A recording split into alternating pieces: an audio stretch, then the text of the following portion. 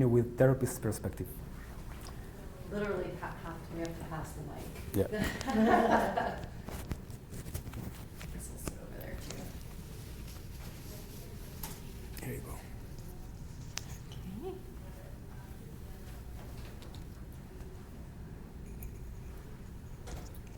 Just,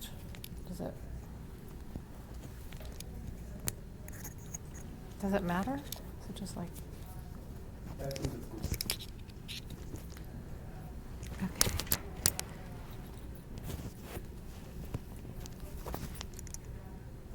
Okay, yeah, so I'm going to talk about what it's like from the therapist side working for a platform like this. And here's my story. Don't be frightened by my pictures. I guess I'll do my pictures first. So the photos that I picked here is when I was trying to raise awareness for BFRB week one year. So I did like a photo project. So these were some of my photos that I tried to submit for some, maybe it was a TLC for a photo, BFRB awareness. But yeah, so thanks for having me. Thank you, Nathan. My name is Laura. I think I know like more than half of you here. But a little bit about me. So I'm a licensed clinical social worker. I'm also a poetry therapist. I've also had additional training in anxiety, and I've went through TLC's Professional Training Institute. Back in the day, I was part of their Early Clinician Award program.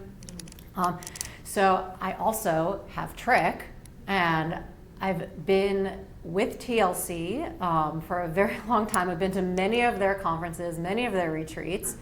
I started back when I was a teenager, so it started for me when I was puberty age. I was lucky though, because my dad was a psychologist, so he recognized it quickly.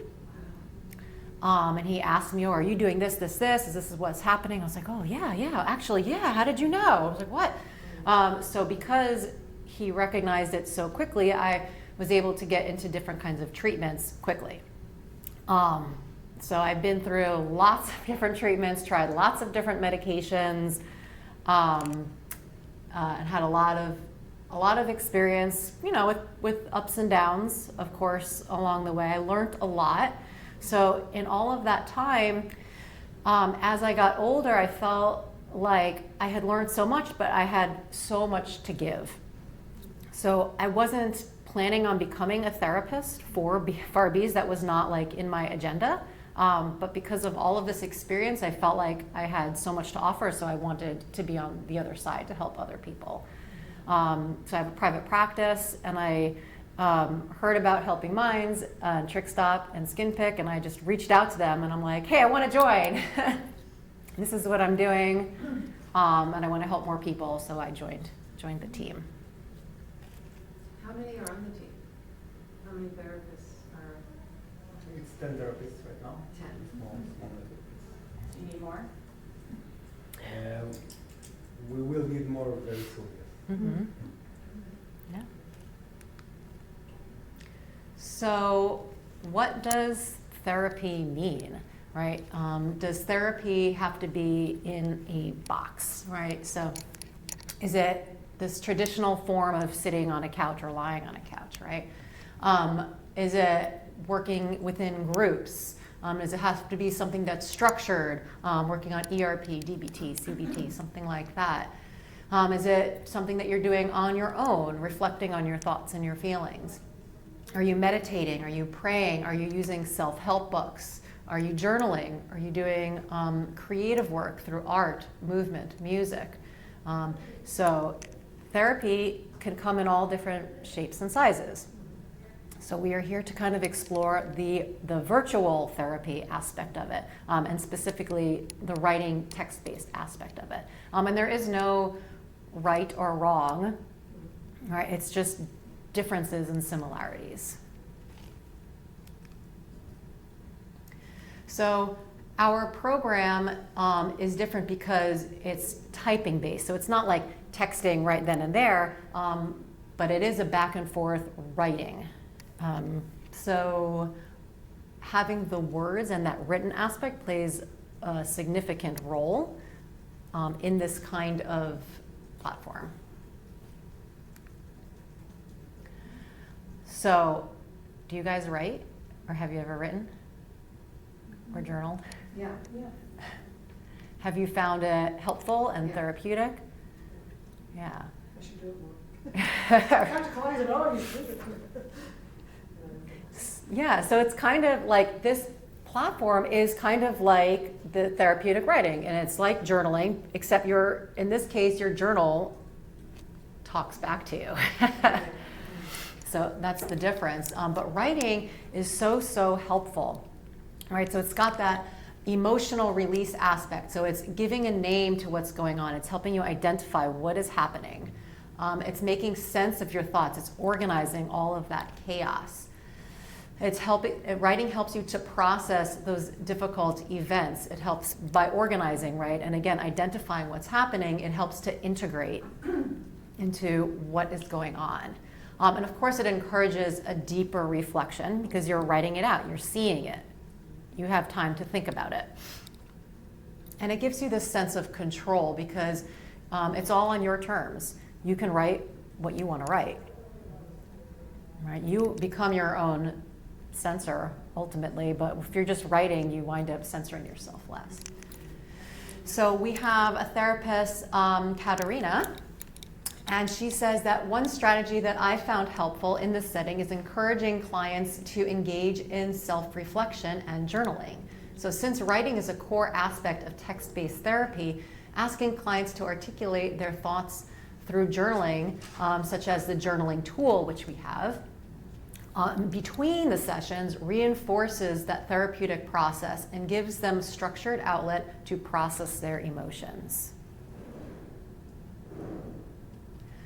So what does research tell us about writing and mental health? So it helps to reduce stress and anxiety. It helps to reduce post-traumatic stress and tension, reduces symptoms of depression, positively affects heart rate, blood pressure, and your immune system. It improves communication and interpersonal skills, increases emotional and cognitive awareness.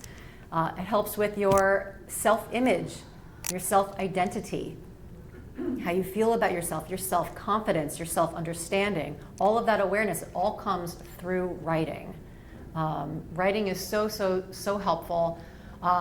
Because I'm also a poetry therapist, I can go on and on the topic of the effects of therapeutic writing. There is a journal, it's called the Journal of Poetry Therapy. So in that journal, you'll find all sorts of research talking about expressive writing and the therapeutic benefits. It's called the Journal of Poetry. The Journal of Poetry Therapy. Therapy. Yeah, and of course, if you want to learn more about that and specifically, come talk to me later. So in our program, besides the writing back and forth, one of the main, most popular sessions, I would say, is cognitive diffusion. It's a cognitive diffusion strategy, right? So helping clients to reword their thoughts and help them to notice that their thoughts are confining them, and they have this narrow perspective, and then when you change the way that they're looking at their thoughts, it helps them to gain a little bit of distance and perspective. So for example, here we have I will never stop pulling. That's a common thought, but instead helping them to take a step back. I am having the thought that I will never stop pulling. They write that themselves, you're saying, or? Yeah, or we help them. So through the tool, we help them. So some people have difficulties.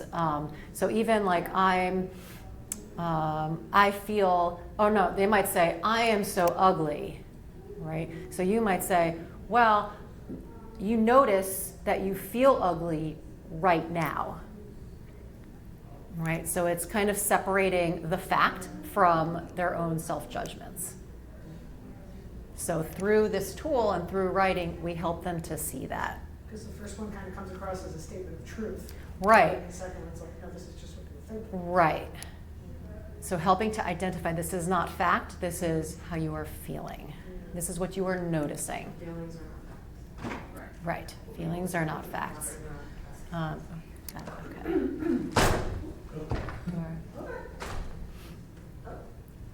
I don't know.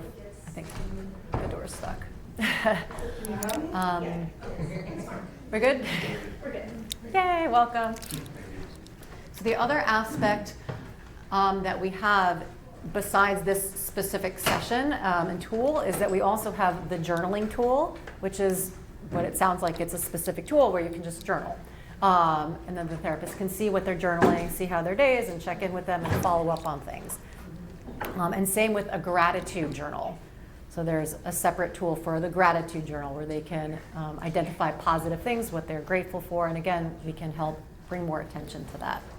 I'll just add to that in many places in the flow for the patient, there is a box where they can express their feelings and their thoughts in text, right? So, for example, in self-monitoring, the people also, for each episode, they can write the context in their own words. And this is true almost for all the tools. Every session has questions and boxes where they write and express. And that's where we explore and talk about it. Yeah.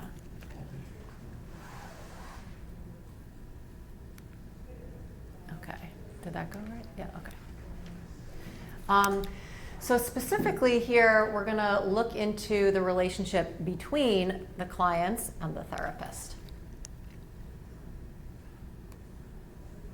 So Ivana here writes that I was quite skeptical in the beginning that this setting would allow me to connect to clients and make some progress, as I've only worked in one-to-one settings prior to this program.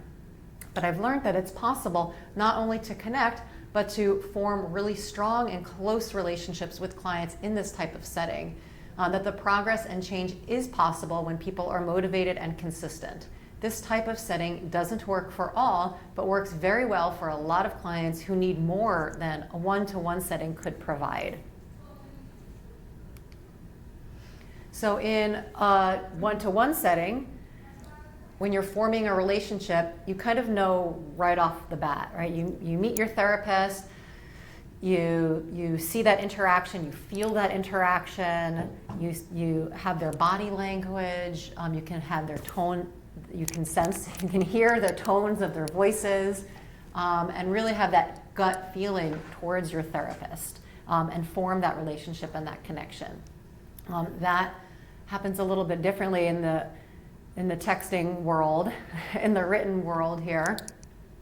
So it's a little bit harder, but it's still possible and happens, and we still form quite strong relationships. It just takes a little bit longer. So Sophia, a therapist and also our clinical lead, she writes that when I have a new client in my private practice, I usually tell them, for you, the most important thing in the first session is to check whether you feel safe here in this room with me and whether you feel understood. So through my body language and the way I validate their experience and ask questions, they will know whether they feel comfortable with me quickly. So with clients in Trick Stop or Skin Pick, I have to make more of a conscious effort to establish that same sort of trust and openness. So however, after a few weeks, if the client writes frequently, a different relationship is created. So I might not see the client or even hear their voice, but I become a part of their daily life. I feel like I get a very in-depth idea of what is going on with them on a daily basis. So again, if a client is checking in daily or frequently, that helps to form that relationship. You really get to know each other. Vidrana, another therapist on the team, on average, it takes 2 to 3 weeks for us to build a trusting relationship and for the client to start opening up more. I think that's connected to the pace of getting to know each other in this text-based setting, as well as for them to see the first positive results of the process and start to believe that I know what I'm doing. They realize that they can trust that I am there for them and can support them in their process. So in our format, in this online written-based format, the timeline for strengthening that relationship is a little bit different. So we have that first message. Instead of that first one-to-one meeting, it's that first message. And then we start to build trust. We ask questions. We're checking in with them. How are you doing? How was your week? And we help to create motivation. If their motivation is dropping, we actually have a motivation tool. So they can check in with how their motivation is, and if we see that it's lower, oh, what's going on? How can we kind of inspire and encourage? So it's different, but equally meaningful.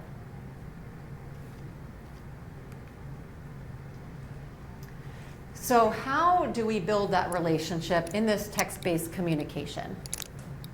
So we use it, everyone kind of forms that relationship different because everyone is different, everyone has different personalities. But humor is a common one. Using humor, just personal examples and personal experiences, showing that you can relate, sending links to articles of things that they're talking about that are relevant, sending links to videos, sending links to poems. That's something that I maybe do more frequently than others. And just being yourself, being genuine, letting your personality shine through, taking this place from a non-judgmental point of view, just like in regular one-to-one therapy, but it's just, again, comes out a little bit different when it's in writing. Asking follow-up questions, right? Making sure that you're following up. Remember, how was that test, right? How was that test that you took last week or 2 days ago, right? Or how was the presentation at work? So showing them that you remember, you're on top of things, and you care, and that you want to know more.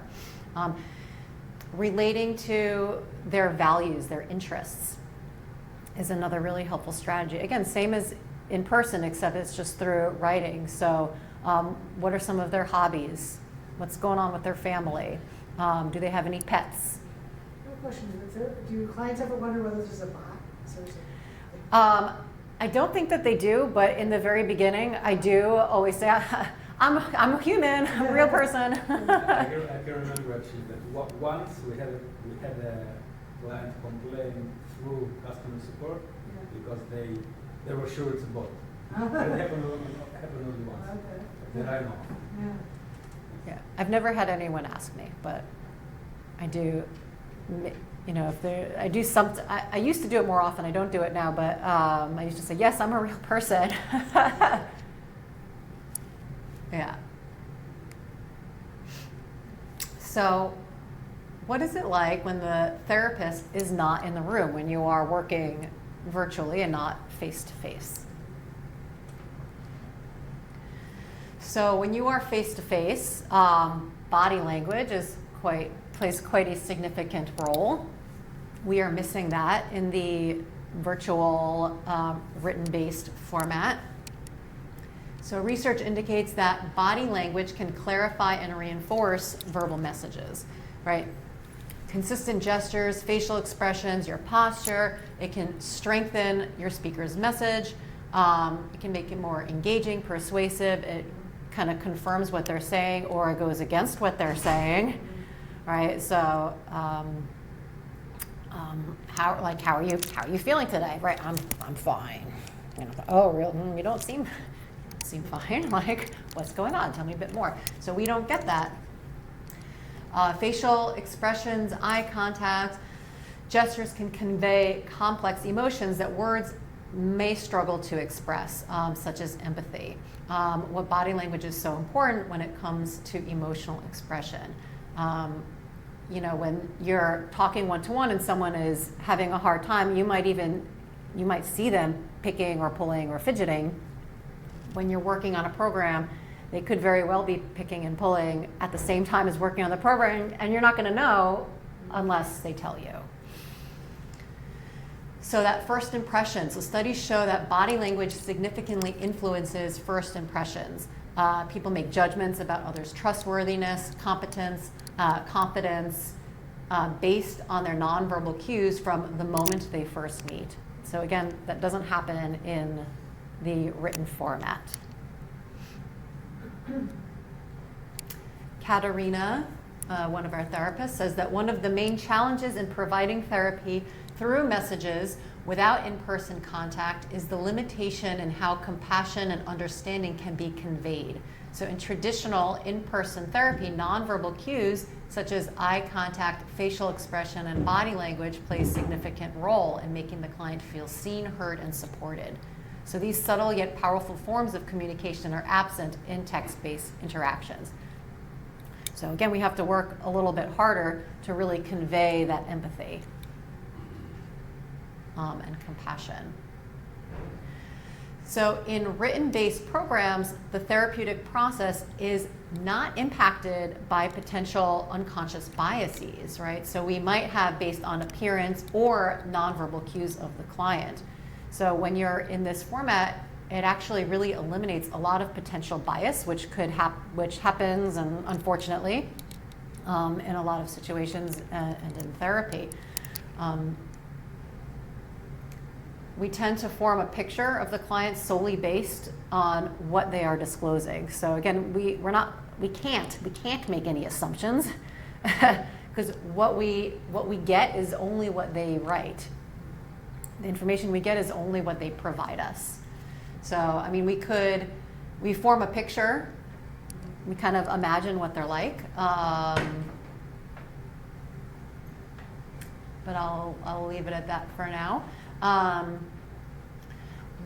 Something to keep in mind is that a lot of clients feel more open and less concerned with being judged or seeking a therapist approval. I had a client say that they felt like this format was very neutral. They didn't feel judged. They didn't feel like they had to show off. They felt understood.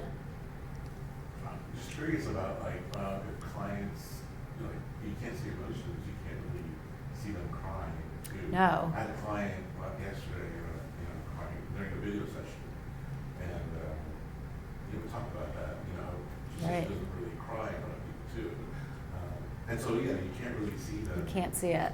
Showing that kind of emotion either. And even emojis, some people use emojis. We do have emojis, but but yeah, we're not going to know unless they write it and tell us. I'm really sad. I can't get out of bed. I've been crying all day. And even I have some clients by phone, and that's hard. Sometimes I can hear something in their voice, a tremble in their voice or something. They're not going to tell me they're crying probably, right? But I can hear it sometimes in their voice. Well, we will get to an aspect of that as well. As a benefit to writing it out is if you're too upset to talk. Sometimes that happens and you don't want to talk because you're too upset, but you can write it out and you can write to your therapist. So in that sense, this is a benefit and it helps to gather those emotions. Mm-hmm. Do you see a picture of the client like they see a picture of the therapist? No. Okay. Mm-mm. Do they see a picture? Do they see a picture of you or they don't? They can go online because we have pictures But next it's to not us. in the tool It is, itself. it is. It And is. also Isn't it? there is a welcome message from the client really knows who the therapist is, and they see their face and they see a pre-recorded message.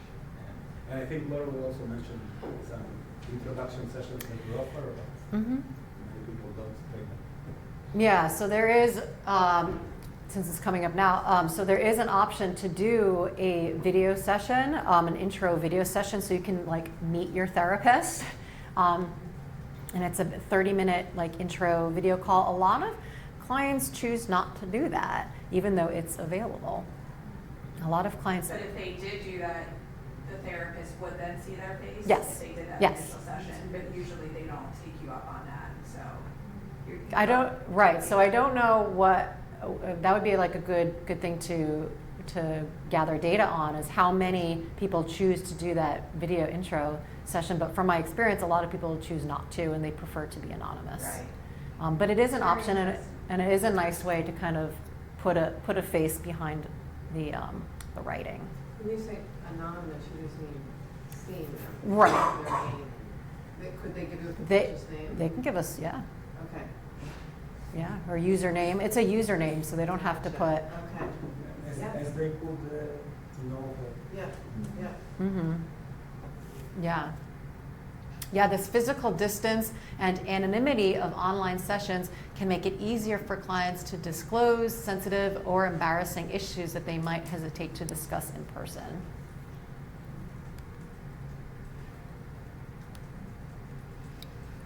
So inclusivity and accessibility. So this written format really accommodates clients from all backgrounds, and including those who may not be proficient in English.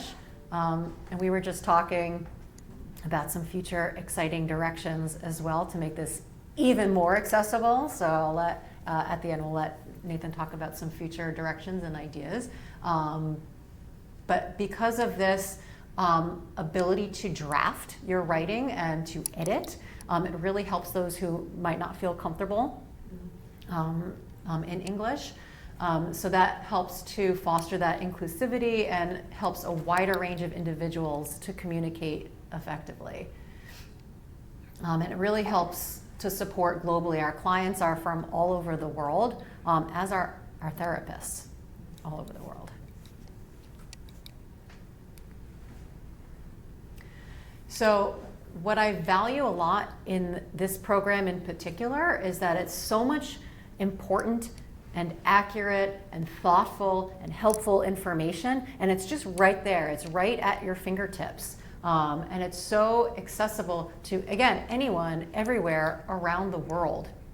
And this day, unfortunately, it's so hard to find knowledgeable treatment providers, right? Especially in certain areas around the world and even around the United States.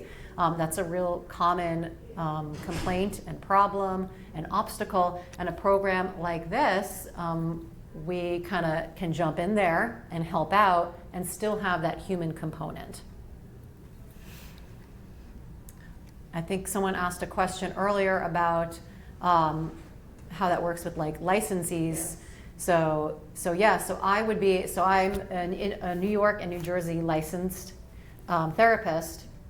So my clients can only be in New York, New Jersey, or they can be abroad in Europe. So I'm allowed to see clients who are not in the United States. Just to give you an, How's that? it's allowed, because their laws are different. Do you document, like, I mean, other than what's on the platform, how do you document? I mean, normally you take, you do the progress note, and so then there's that documentation, and then there's like. What's on the platform is what's on the platform. There's no additional documentation. Is this covered under insurance? It must not be. Yeah, No that's way. what I was just thinking, yeah. No, but some people are submitting it for reimbursements. So, so I don't. How do you even generate like an To invoice generate a or bill, yeah. like a super bill? I wonder how you do that. Yeah, well, luckily we have a customer support team I also don't know how to do it. Okay. that takes care of that, which I'll get to as well. But we are a big team, so it's really helpful to have a lot of people help each other out.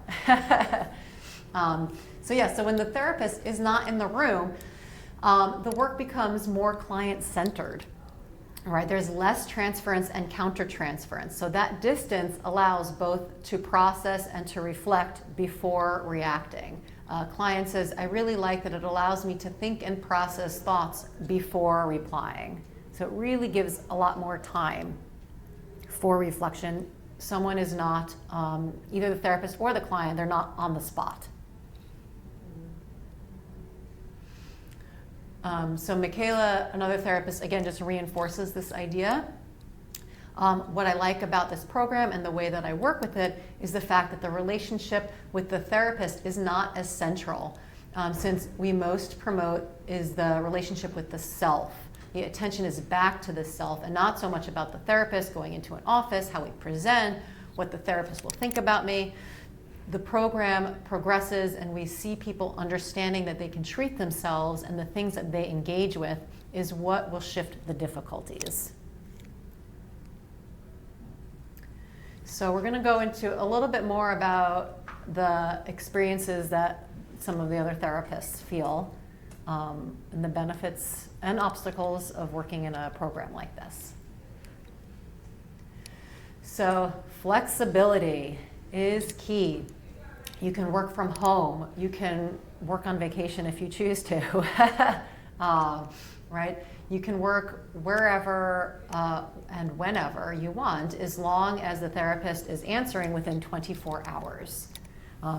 And especially because everyone is in different time zones, just using this 24-hour kind of window is helpful and reassuring to clients on the other side. Oh, I know my therapist is going to respond to me within 24 hours. You may talk about this, but what if a client brings up suicidal ideation? Mm-hmm. You're Yeah. going to talk about this, or? I mean, I can. Okay. I wasn't. I fortunately have not had that happen yet. But again, we're not going to know unless they do bring it up. Right, but it's like, my concern would be if they. Within the 24 hours. If they communicate something at hour 1 and then you have until 24 hours. Right, because a therapist. What's the safety plan, or is there something in the app that sort of talks about, like, if there is suicidal ideation present, these are the steps to There is follow? Yeah. on onboarding. There are specific questions about that, so we screen for that on onboarding. Right. There is an emergency contact that patients fill in on onboarding. Okay. Other than that, yeah, it's not very different from normal therapy. I'm not a treatment professional, so just a disclaimer. But from what I understand, it's the communication between client and therapist is textual. But other than that, the contents are the same. We don't change the contents. We don't change the client-therapist relationship in any way. The therapist is the licensed therapist who's treating the patient, and they should do treat suicidal ideation as they would in normal traditional face-to-face settings. I think it is an issue if someone brings it up, right? Let's say in hour 1, I'm quite suicidal right now. Therapist might not see it until 12 hours later.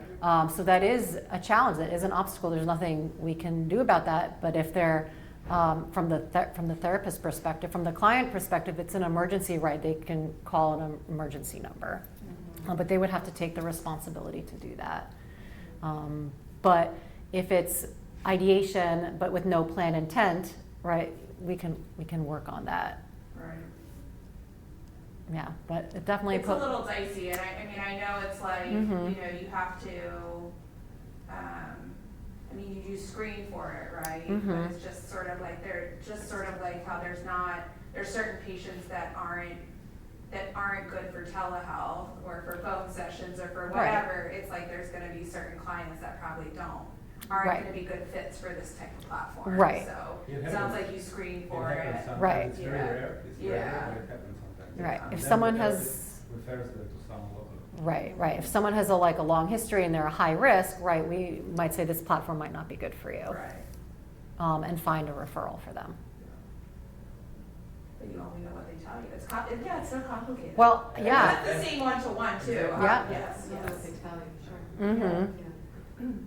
Yeah, I've certainly had people say no for the suicide screen, and then later on say, oh, actually, I did have all this experience. I was like, all right, that's fine. Then we work with it. Right. I didn't. A lot of benefit, right, so a lot of benefit comes from this type of communication, starting with comfort, accessibility, safety. So here's issue of safety. I can basically work anytime from anywhere, so this means that I'm able to set my own boundaries, right? And I add the flexibility of the platform works to the advantage of both the therapist and the client, because we can write and work on the program whenever, wherever is convenient, so it's easier to maintain a balance in your life and manage self-care. Right? You don't have to worry about set appointment times.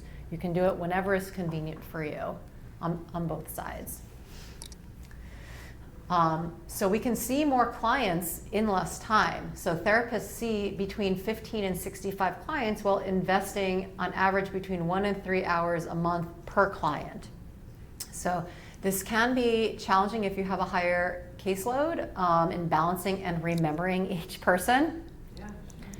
So as Nathan mentioned, we do have the therapist notes section, so that helps to remember and remember important details about each individual. But again, if a person is consistent in writing frequently, you remember them.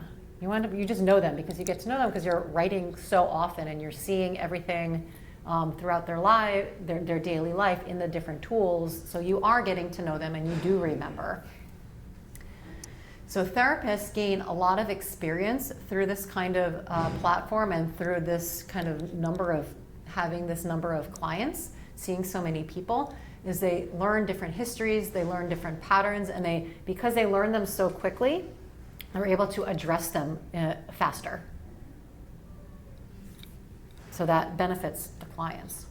Is there a minimum or a client writing in? Like, would a client write to you at 11 o'clock, and then write to you again at 11:30, Mhm. and then write to They you can do again? that. They can do that. Okay, so you might get multiple messages. Yeah, they can write as many times, as often as they want, as long as they want, as little as they want. The therapist will just respond once a day, but they'll respond to all of that, but Once a day, but okay. once a day. Got it. Okay. Mm-hmm. Yeah, but the client can, write as much as they want and as frequent as they want. Okay. So what's helpful about this program is that you're not by yourself. You don't have to do it alone. This is a team. So we all kind of share the load. So yes, you are assigned, your client goes with your therapist. It is one-to-one. But the program helps you. So we have these specialized tools that we use. The customer service is there. So if there's problems, obstacles, questions that we can't answer, we don't know, we go to the customer service and they mediate. They help to problem solve. The sessions have a psychoeducational aspect, right, that's also therapeutic. So we don't have to provide that initial information. It's there already. We become the guide. So we guide them through the sessions after they get the information.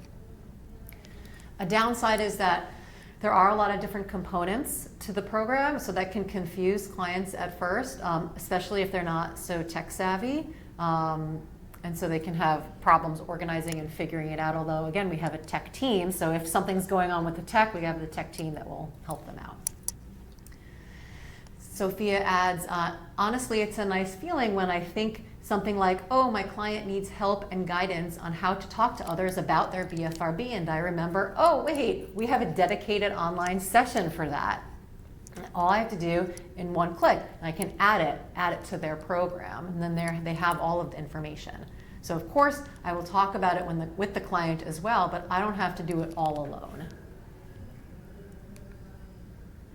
So some more obstacles is that when you're not face-to-face, a client might be braver in the sense that they might be more forceful or critical if they get frustrated, because they don't have to kind of put on a face, feel like they have to put on a face in a one-to-one in front of their therapist. So we have had issues, or I shouldn't say issues, but not even situations. We've had times, occurrences, right? It has happened when people get upset, right? This is a frustrating disorder. So people want answers and they want it quickly, and especially within that first 1 to 3 sessions. So someone might get upset and say, why am I not getting better? And then start blaming the therapist or start blaming the program. So things like that do happen. And again, just like in one-to-one, we talk to them about it. Like, what's going on? What are your frustrations? How can I help you? How can I help guide? And if we're struggling, we have a team. We can ask our fellow therapists, I'm having this client. Do you have any suggestions? We also have the customer support service. Email support@trickstop.com. Email support@skinpick.com. So you can't call them, it's all email? You could, there's a number as well. It starts with email, and I believe that they give a phone number as well. And are they Is that- mental health providers also, the customer service representatives? No. With mental health experience, but not licensed providers. And no, we don't have a phone number. It's all through text. Oh, okay. We have a phone number for inquiries about billing stuff, but that goes to monitored box and then read it and reply to it. Because I believe I had a client that had some tech issues, and I think they wound up talking to someone on the phone to work it out. So if it comes to, I think we can do it, but I guess it's pretty rare. Yeah. So this program is kind of like a window into the client's life. So we can monitor the client's activity daily through all of these tools. So like Nathan mentioned, like the self-monitoring, we can see what's happening and we can just discuss it right in that self-monitoring tool. That daily communication helps to support clients and help them to be held accountable, right? Because we can check in, we can see when there's starts to be disengagement, right? We can see when they're not logging in as often. And when we see that, when we see they're not logging in, when we see they're not self-monitoring, or when we see they're just not checking in and responding to us, right? We can, it leaves room for more interventions and early interventions. So it prompts us to, again, follow up on that. Oh, I see your skin picking or hair pulling assessment number has been changing. Like what's been going on with that? Like, how's your week been going? How has that been affecting? Or you see the motivation, their rating of their motivation might change. Again, oh, I noticed this. What happened this week? How can I help you? So we can see things that they might not otherwise indicate to their therapist in a one-to-one session.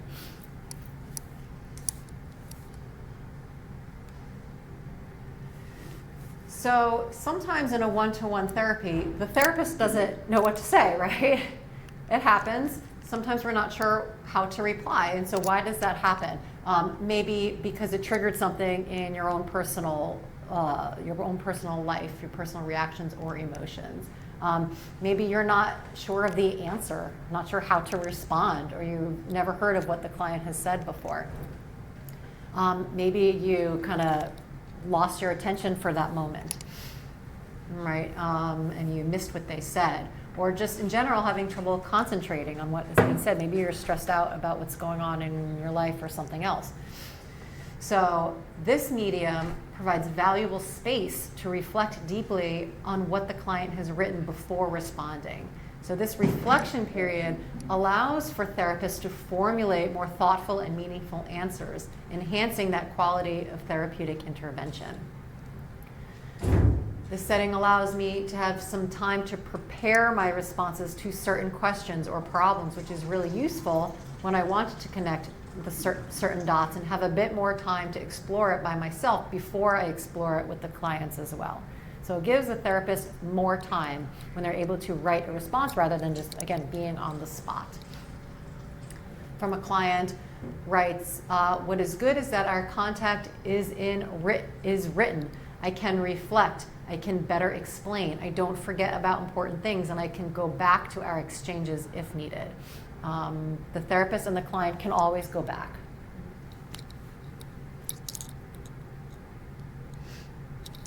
Katerina, therapist, she writes, despite the challenges, there are notable advantages to this type of therapy. Online and message-based therapy offers clients convenience and accessibility, allowing them to engage in therapy from the comfort of their own home. This can be particularly beneficial for individuals dealing with anxiety, shame, body-focused repetitive behaviors like skin picking and hair pulling. The asynchronous nature of messaging therapy gives the clients the time to reflect on their feelings and experiences before expressing them. So this can be empowering for those who find verbal communication overwhelming. So I want to take a peek into some of our clients' experiences and what they say about this format. I did that right? Okay. So this idea of anonymity and comfort, right? So the anonymity is specifically helpful for clients who feel shame around their BFRB.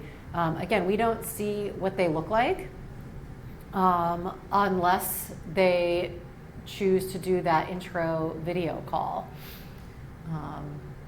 So that idea that they can be anonymous brings them a lot of comfort. Client writes, I have never had in-person or online therapy, but the text-based made it a lot easier for me to commit to, knowing it was completely anonymous and didn't have to actually physically speak and interact with anyone. In-person or even online video call therapy always seemed very intimidating, so I always avoided it. So this person, along with many others, might not receive treatment otherwise. If this was not an option, this text-based therapy option, they might not ever get treatment because they want to remain anonymous. They are too embarrassed. So this opens up a whole realm for them. When I started, I was very skeptical about the ability of an app with written communication to help me with something I was dealing with for almost 30 years. For the first few weeks, I felt annoyed by the slowness of the program, that we only get a written answer once a day, and if something is unclear, you have to wait for tomorrow.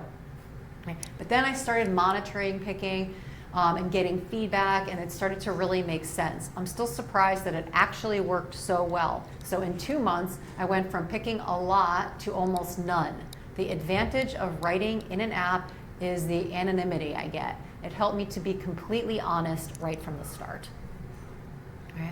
And one of our therapists adds, clients can write anything that they want, having the space to open up things that maybe made them feel embarrassed about or they've never spoken about before. So it happens very often in this setting and can take years in one-to-one treatment. So people wind up, because of that anonymity, they open up faster. Flexibility, right? Text-based therapy, again, offers to go through that therapeutic process, but at a pace that is comfortable and convenient for the client. So again, they can work on it whenever, wherever they want, and that helps to give them that sense of independence and control, which so often folks with BFRBs don't feel, right? They feel out of control. So this helps them to gain that sense of control because they're choosing when they're working on it and how often. What you put in is what you get out. It's very convenient. It's so hard to find time in our busy schedules and my daughter's schedules for regular therapy sessions. So this is very doable. This ensures we actually receive therapy, whereas with regular appointments, she might not be compliant due to being so active and engaged in after-school activities, which is so important for her mental health. So this approach feels like a very low threshold way to get therapy, but with an easier and much more convenient and flexible schedule. So again, if this didn't exist, this child might not get treatment. So this kind of platform allows them to still be a child, still have fun, still engage in their values, but also get treatment. The advantages of this type of therapy is that I can reply and work on it when I'm able to. I'm not restricted to any specific time frame. I'm busy, especially in the summer with my work schedule, so it allows the freedom to set it aside for those busy days. So you don't have to worry about making appointments, right? You can just hop on whenever you want. When you're at a conference, right under the table, oh my God, I'm at a conference and I'm getting the urge. Right? Whenever you want, and it's there for you. How much does it cost? Can you go through that too? Yeah, we can go through that at The yeah. price, it's a monthly subscription, $260 per month Okay, for the regular program, for the regular plan. okay. And how do you compensate the therapists? So the therapists are contractors, and basically we pay them for their time, and we pay them also for adherence of clients to the program. So there's some bonus structure. Does it matter like how much is written, like how much you write, how much they write to you? No. There are, I know that some companies do utilize such models.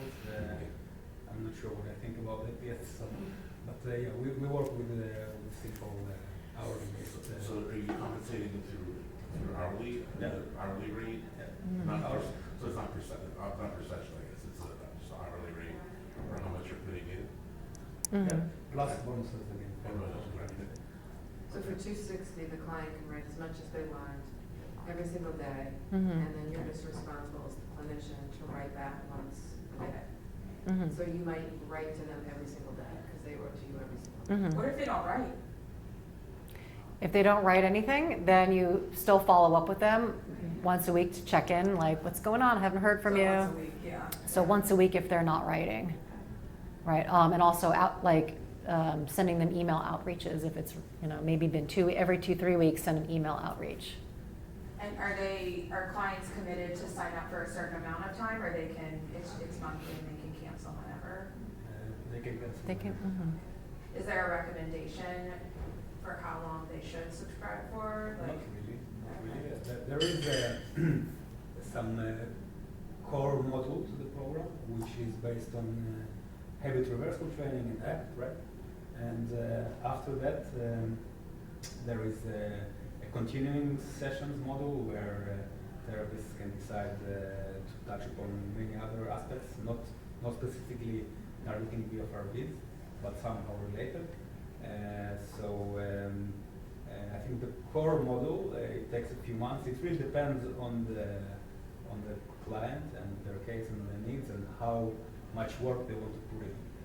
So it can be 2 months, it can be half a year.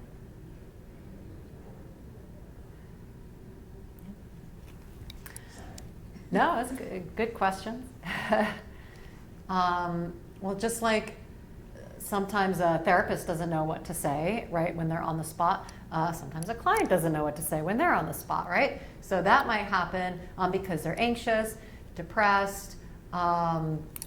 We mentioned earlier maybe they're crying and can't talk in that moment, right? They might be self-conscious, judging themselves, censoring themselves, worried that they're going to be judged.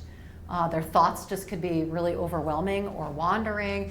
They might not have developed an emotional vocabulary yet, or they might not be aware of what's going on enough for them to communicate. So a client writes, I like that you have more time to think of a response so that there's less pressure to think on the spot. Sometimes this means I overthink things, but it's also good because I think a lot of things later on. I think of things a bit later on, and then I can add them and explain myself further. They can edit as many times as they want, or they can just keep adding. What's good is our contact is written. I can reflect, I can better explain, I don't forget important things, I can go back to our exchanges if needed. So that idea that, or even, remember last week the therapist told me this really important thing and I forgot what it was. That might happen in a one-to-one session, right? But in this, I'm not going to forget what the therapist says because I can just go back and reread it. So the structure. So there is a clear structure to the online sessions, and having that clear structure does alleviate anxiety. There is that core, as Nathan mentioned, we have a core program, and usually people go through the core program in the same order, but the therapist can switch up the order depending on what the client is going through. If they need something that's later on, earlier, we can just drag it to make it an earlier session. We can use sessions in the continuing program if someone mentions right, how to talk to others about BFRBs, which was mentioned before, right? Oh, there's a session on that, I'm going to add it. I'm going to add it to their program. right? So the structure does use a combination of modalities, so the comprehensive behavioral model, CBT, DBT, ACT, ACT, and habit reversal. So it kind of combines everything, and it's all in there. Clients can see this structure, so when they can see it, they know what the next step is going to be. So they don't have to be worried, where am I going? How long is this going to take? Right? They can see it. They see the outline. They see how much further they have to go, or that if they want to go, do the whole program. Since the program is structured with specific sessions and theories, people can feel more trust and ease to work on their urges and behaviors, feeling that they are more in control than having the sessions that have no specific therapeutic goals.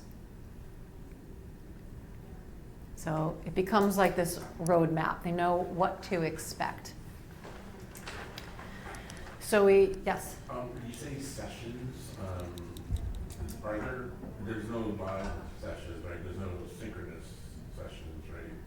So what would a session mean to a client? Just logging in and doing something? So a session is the getting started session, understanding skin picking session, analyzing your picking behavior. So they're topics. Okay, so they're not like sessions like where you have a bunch of people there. It's like an e-learning lesson. So it's Like a course, asynchronous, yeah. like online course, Yeah, essentially. it's like psycho-educational content, Mhm. but it's also interactive. So the session asks the patient different questions, and the patient goes through that information, they enter the information, and it's passed to the therapist. Okay. And is that done through AI? Currently not, but it's going to be. We're going to add AI to Okay. the mix. Yeah, we have a roadmap. So as we mentioned a little bit before, it's the responsibility of the client plays a really big role here. So working with a therapist as a guide through the program helps to increase client motivation and accountability, because you have another person on the other side. So we're there. It's not a program that they're doing completely on their own. But the client does have to engage in the material and with the therapist in order to see change. I mean, they certainly can. We do have an option. They can do a resource only, so there is no therapist interaction. They can just see the resources. If they don't want to interact with the therapist, there is that option. But in general, it is up to the client to do the work. So they do have to be ready to work on their skin picking or hair pulling. If they want to see some changes, they have to be consistent. And if they're not consistent, if they're not engaged, right? If weeks go by and you're checking in, where are you? Like, how's it going? You know, they're not going to see as much progress. I sometimes forget to reply in a timely manner, or I wait a long time between working on a session, and I have to go back and review what I was working on. I have to take responsibility if I want to see changes. That's from a client. The therapist adds, it's about self-direction. So clients can understand that they have the upper hand. If they work on the program and the tools, then process continues. The balance can shift from helplessness to self-actualization. After a while, once the client is used to the setting, they start being more reflective and doing more self-work in between sessions. So we really want them to be working in between those sessions. They feel more responsible for changes they need to make than if they're waiting for the one-to-one session to reflect with a therapist. So we can reflect pretty well within 24 hours or instantly, right? Because we have that communication between each other. So we are going to start wrapping things up. So Nathan has some closing thoughts, and then we have some closing thoughts from our clinical lead and a closing thought from one of our clients. And then we'll go to more questions. Yeah, so we are using an innovative model, and we cannot we cannot not mention research and does it even work, right? So this kind of interventions is nothing new. People have been researching all kind of digital CBT with human component, without human component for a lot of time already, like since there is internet. Here we mention a meta-analysis of 13 studies that were done on ICBT with a hybrid model, meaning CBT, digital CBT combined with a human therapist. And the conclusion was that research indicates that guided ICBT and face-to-face treatment produce equivalent overall effect. And the green box there at the bottom is research that we published recently. It's a peer-reviewed paper that was published in Cognitive Therapy and Research Journal. It's a study that we did on 1,400 paying patients that went through our programs. And basically it shows that there is a considerable reduction in symptom severity for people who go through the programs. And it also shows that there is high correlation between adherence to treatment and clinical outcomes, which is of course not surprising, right? You put in the work and the effort and you get the outcomes.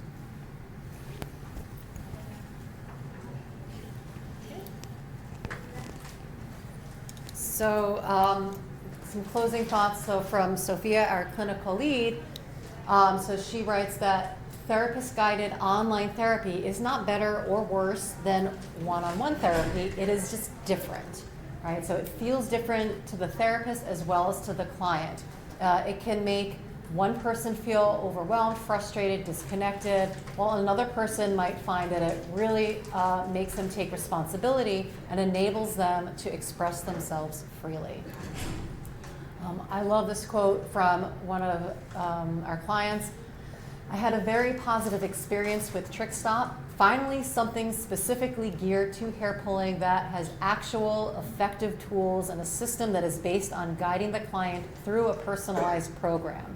Having a therapist hold your hand as you work on each step is so helpful. Tracking my progress along the way, finding the tools that work for me, learning and understanding more about my triggers and urges, and how to work with myself instead of fighting against it has been truly life-changing. Practicing the exercises along with the support from the therapist have proven to help me reach my goals. I've managed to be pull-free for longer than any other times in my life when I've tried other things. With the continued support from this program, I believe I finally have the tools needed to keep this up long-term. And yes, this is a real client, and no, this was not prompted or directed. This is 100% their response, their impression of our program. Questions? What percentage of clients drop out or don't go through it or aren't successful? There is considerable dropout at the beginning of the program because some people realize that maybe that's not exactly what they were looking for, or maybe they realize that it requires a lot of work from their part and they're not ready. About a third of patients drop out. A third? Yeah, through from in the first month.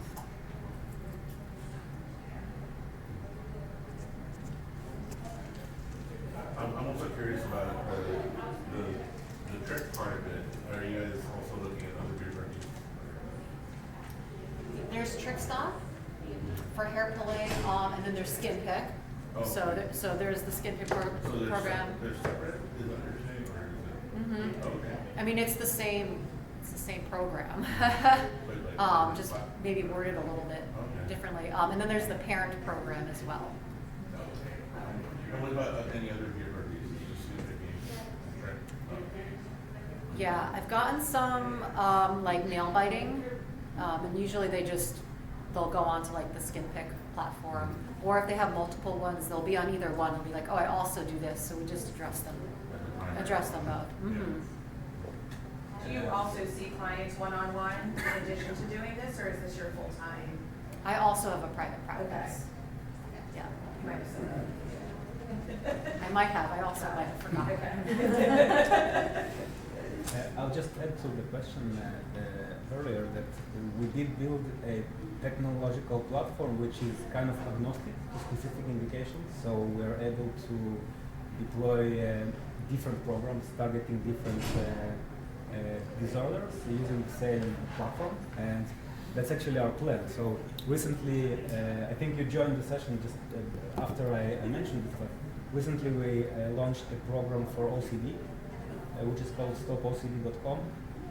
And we are also in the future planning to expand to other conditions, other specialty disorders such as eating disorders, PTSD, and a few others. And they're open to have their own sort of Yeah. platforms, I guess, or Brands. or brands, right? Okay. Interesting.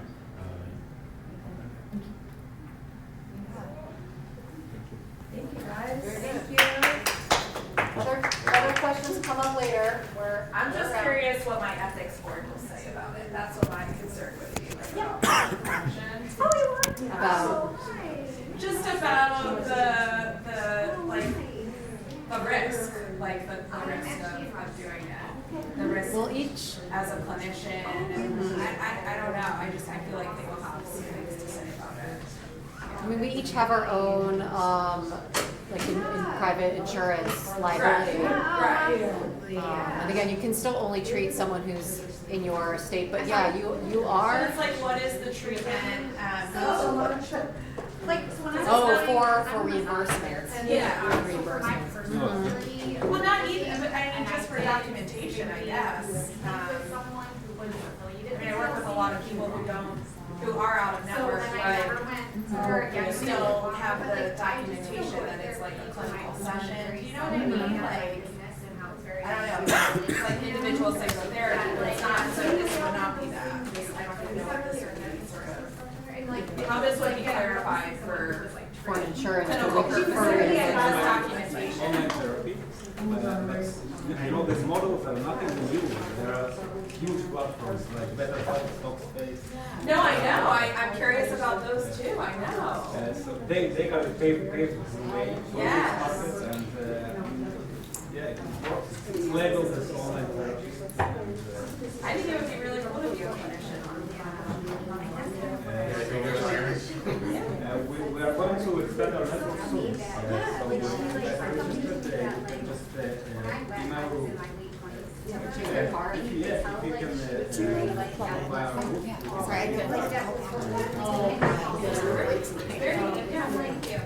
I'm in my mid-20s. I'm like, yes, I've tried to do it. Sorry. Yeah, that's his computer, so I can do what you gotta do. You know, I think he's got, yeah, this stuff is not else. This is the clicker for this stuff. It works. This is your mic. I'll be whoever's speaking. It's for the camera. Okay, great, so we'll have to swap that around, Yeah. but that's okay. Did he plug something else in here? Anyway, let's, yeah, let's make it easy. Nice to meet you. What if you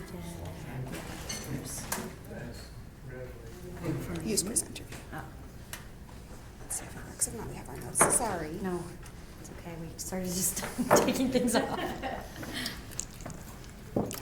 Is this yours? Good luck.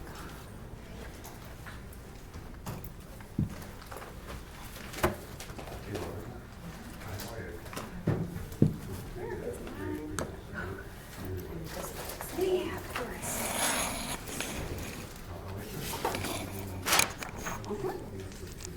Yeah, I think, yeah. Put it between us. It's really nice.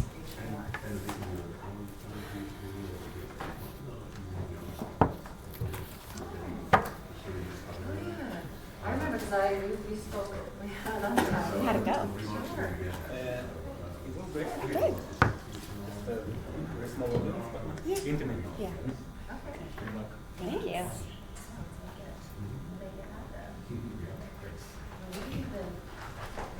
Sorry to flood your table. Oh, no, you're fine. I just need an outlet. Yeah, great. Oh, the outlet. I'm following the outlet. It's the part of the day that we're at. Like, it doesn't matter if you come in fully charged, you're going to. Yeah, I guess I should plug in just in case. Huh? Yeah, you should. That's actually a great idea. Is this me? This is me. Yeah, it's on the table. Oh, right there. That's exactly what. Very nice. I'm excited about the clicker. I know. That's good. We also like, if there's like a request, I want to learn more about that, but please email the support email address and like, oh, yeah, let's see what We are too. So I can check for others, but I'm a massage therapist, and ironically, I still don't know what to say. It's You're not alone. yeah. I'm like, You're in the it's right almost place. like, I would even care. What would you want someone to say to you if they were opening up or whatever? And I'm like, I don't know, man. I don't know. I'll freaking know. Yeah, good thing we have 90 minutes to get into So that. then I'm like, I was in I had a question earlier, one of the scientific things, for people who, more men too, who just think it's a little they have, which I mean, yeah, whatever. And if it bothers you, we're like, hey, this is actually something, do you want to divulge into it? Like, do you want me to educate you? Things like that, because they open up to me because they're, I'm sad, they're feeling great, right? And they'll be like, I did this little thing, I'm having so much anxiety. So it's like educational, like, yes, it's my own personal experience, but it's like, but I need like more like educational, if I want to help in the right way. Yeah. Well, I know things literally go back to back, so we're gonna hold off for like 2 more minutes in case there's some stragglers. So if anyone was like, oh gosh, I've gotta run to this, but I didn't get to use the bathroom, go do that. Yeah. That's what you gotta do. Take care of yourselves. Yeah, we need those breaks. They also like history high school, they have like that 5 minute walk Yeah. time between. Do we need a little bell that goes on? Do like a gong. A little mindfulness bell would actually be quite nice. Someone was being a middle student for a while. I just gonna get your location where the sound When it stops. ends. You better be there. Musical chair. Yeah, right? It is, it's musical. That is The doors are shutting and you're not getting in. And you're not getting in, you're not getting either. You're not getting in, you're not getting out.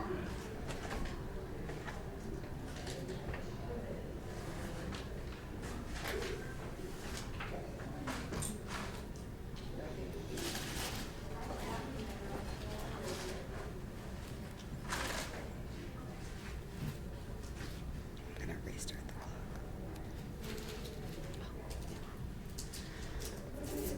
Well, we can get, I don't see anyone like slowly coming our way, so we'll get started. Yeah? Yeah, okay. And So- we'll try to be good about using this. when we're Yes. talking for the camera. Okay, I don't have the loudest voice, so if you can't hear me, just go like this and I'll get the signal. Welcome everyone, my name is Jamie Garber, and we are here to talk about don't say stop, but do say what exactly. So just for a little bit of background, I'm a clinical social worker practicing in Boston. I'll let my colleague introduce herself as well. And I'm Leah Benjamin. I'm a clinical psychologist and the clinical director at a group private practice where we're both at. The practice that we work at is, there's 17 of us. We're a kind of CBT-oriented team. We treat children, adolescents, young adults, and adults, a lot of parent guidance work. So we, as a team, can like really take a lot of different systemic approaches when we're working with individuals across different populations. And we wanted to like do a little brief bio just because we're new here to the BFRB conference, and we just wanted to start by saying thank you everyone so far. It's been such a welcoming experience for our first, and we're so like in a nerdy way passionate about this work. It's really amazing to be around people who also are just passionate about what it means to live with or support someone who has a BFRB. And I was like, I hope people show up to this because we think these are some of the most important ways that we can show up to support is like not what not to do, but what to do. So thank you all for of the 4 things happening simultaneously choosing to join us. And we're hoping to make this, there should be lots of opportunities for interaction and question and like collective problem solving around things. It's a small room, so if you have questions, just like, or even just use your mouth. We're not going to be offended if you interrupt us with questions. Yes, we welcome it. All right. Okay. So first we're going to start to discuss why it can be unhelpful to say stop and the rationale behind this process. Then we are going to talk about collaborating with your loved one and how to do that within different age populations. We're also going to discuss the ways that we can include supporters, and we'll kind of flesh that concept out later on, and how you can learn some skills that can be helpful in these moments. And lastly, we will review some case examples and some of the solutions that we have worked on together. So, as you may know, it can be incredibly frustrating to observe someone that you care about engage in a BFRB. It can bring up uncomfortable emotions. Some examples might be feeling fear, feeling concerned, feeling frustrated, feeling helpless, feeling hopeless. Often for parents, it can feel as this sense of failure of like, I don't know what to do. Did I cause this? What is going on? And it's very frustrating to be told this is happening, but how do I support them? So what do we want to say and do? This person we care about, or even sometimes it's ourselves, right? We see this behavior happening. Maybe we know it's a problem. Maybe we're worried it's a problem. Maybe we're not even sure if they know that it's a thing that they're doing. And so what do we all want to say? Stop. Stop, right? It is the most intuitive response that we can have when we see someone we care about doing something that we're worried about, right? Like if you're a parent and you see your kid about to cross the street and they have it, look, what did I stop? If you see someone about to like open the wrong door, someone's in a meeting, stop, right? It is such a natural, normal urge. So one, this is intuitive. So if you are someone who has said stop before to others, like take a deep breath, remind yourself you're human, like way to have a compassionate, even if it's not an experience that way to have a compassionate impulse to try to help or support a person that you care about. So stop is intended to be caring, it is intuitive, it's intended to be protective, and especially when we're dealing with BFRBs, which is, as we all know, something where helplessness can be a huge experience, both for the person living with a BFRB as well as the people around the person living with a BFRB. When we're in these helpless positions, we grab and reach for anything we can. And stop is the thing at the tip of the tongue, right? So we've all been there. So let's talk about why it doesn't work. So the irony is, even though this is so intentionally compassionate, it's often very not helpful. So there's a few reasons. So the first is it can really increase experiences of shame for people living with BFRBs. This is not the intention of someone saying stop. The person saying stop is likely not like, you know what would be great? How do I take a condition where shame is already inherently part of the problem, and how do I increase that? Or if this is a young person and they've never experienced shame about behavior, how do I create shame for them? Wouldn't that be great? No one is thinking that. I try to give everyone the benefit of the doubt and make that assumption that like people are inherently are good-natured, especially when they're interacting with people they care about. So this reaction of stop can really actually exacerbate shame or create shame if that's not something that was there previously, especially if the stop is occurring around other people, or if the behavior itself is something that it's already been given feedback to that person that this is a problem, or it's not okay, or it's inappropriate, or whatever it might be. It also can elicit, from a shame perspective, bring up the sense of like, I can't do this on my own. See, other people need to intervene. This like it can really contribute to that sense of helplessness as part of it too. Also, we know that saying stop can actually increase the BFRBs. Again, so not the intention of the person saying stop to be like, I want to have this person do more of this thing, right? The opposite. So this can be for a lot of reasons. If the BFRB is serving a down-regulatory component for an individual, meaning there's a component that involves like a reaction to stress or some sort of negative emotional state, If saying stop then elicits a negative emotional state, we can then see more picking or pulling or nail biting, right? It can also create an additional shame spiral of like, now I feel worse or I feel embarrassed. And so if there's any downregulation component to it, it can certainly increase the behavior. It can also facilitate decreased communication, which is also typically not what we're aiming for, right?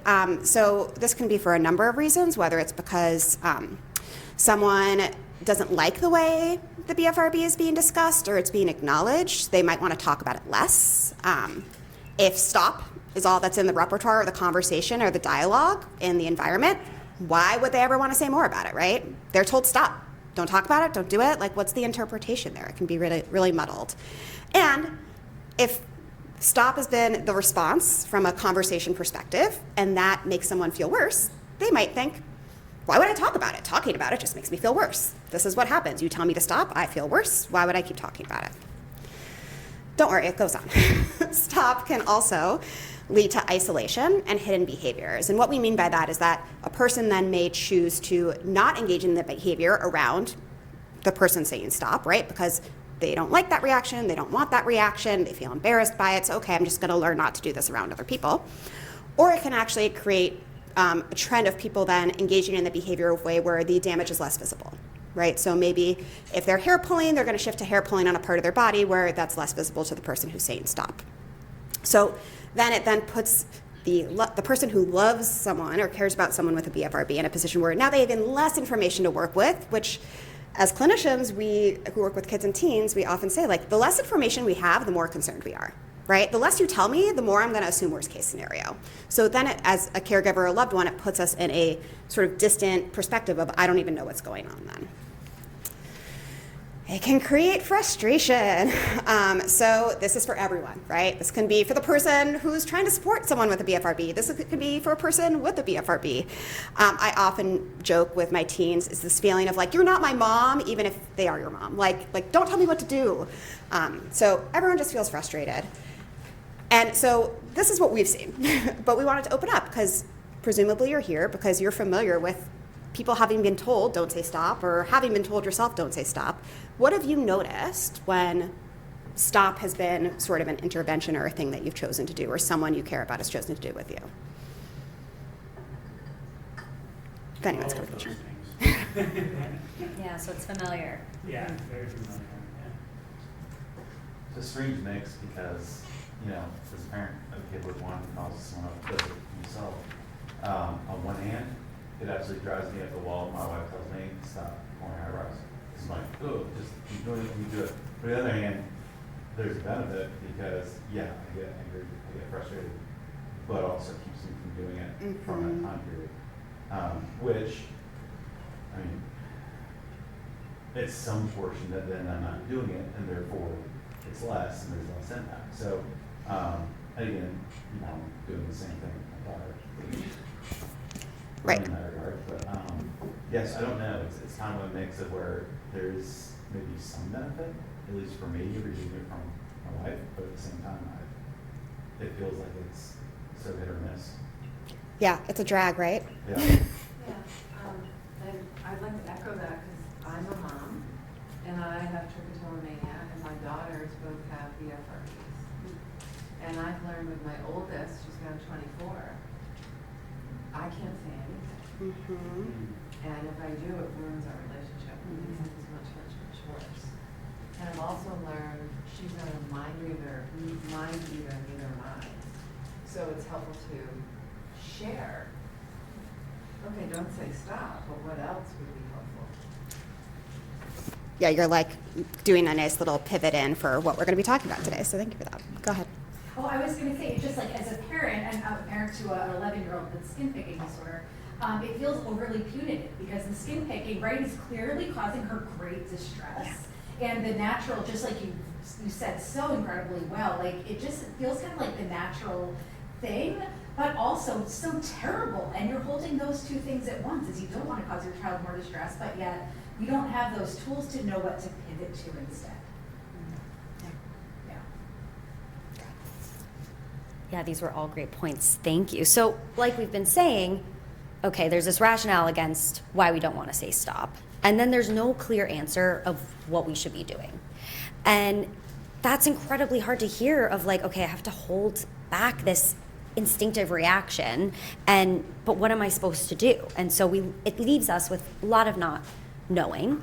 And we find this time and time again with parents of other loved ones. And so we were like, what should we do? So the bad news is there's no simple answer to the question of now what. The good news is we have our talk today. Like an hour. To give everyone some solutions of what might be the right responses and how to do that with your loved ones. And it's going to look different for person to person. So we're going to talk about it. And we're really going to address how we do that with collaborative conversations among different age populations. So, to begin, we want to find a way to acknowledge the behavior. Oftentimes, family members or loved ones can be really nervous to talk about it and to bring it up. And we have found it's sometimes treated as this ghost in the home. Like we don't want to talk about it, or it's hidden from a lot of us. We all know it's there, but it's kind of haunting us in some way. We feel it as a presence in the home, but like there's this walking on eggshells. Can we talk about it? Can we not talk about it? And sometimes we've seen, with working with parents in particular, that people tend to fall into the extremes, which is like just generally true of human behavior, where some people try to talk about it all the time, and then some people are like, oh, well, I just don't know what to say, and clearly what I say doesn't work, so we're just going to not talk about it at all.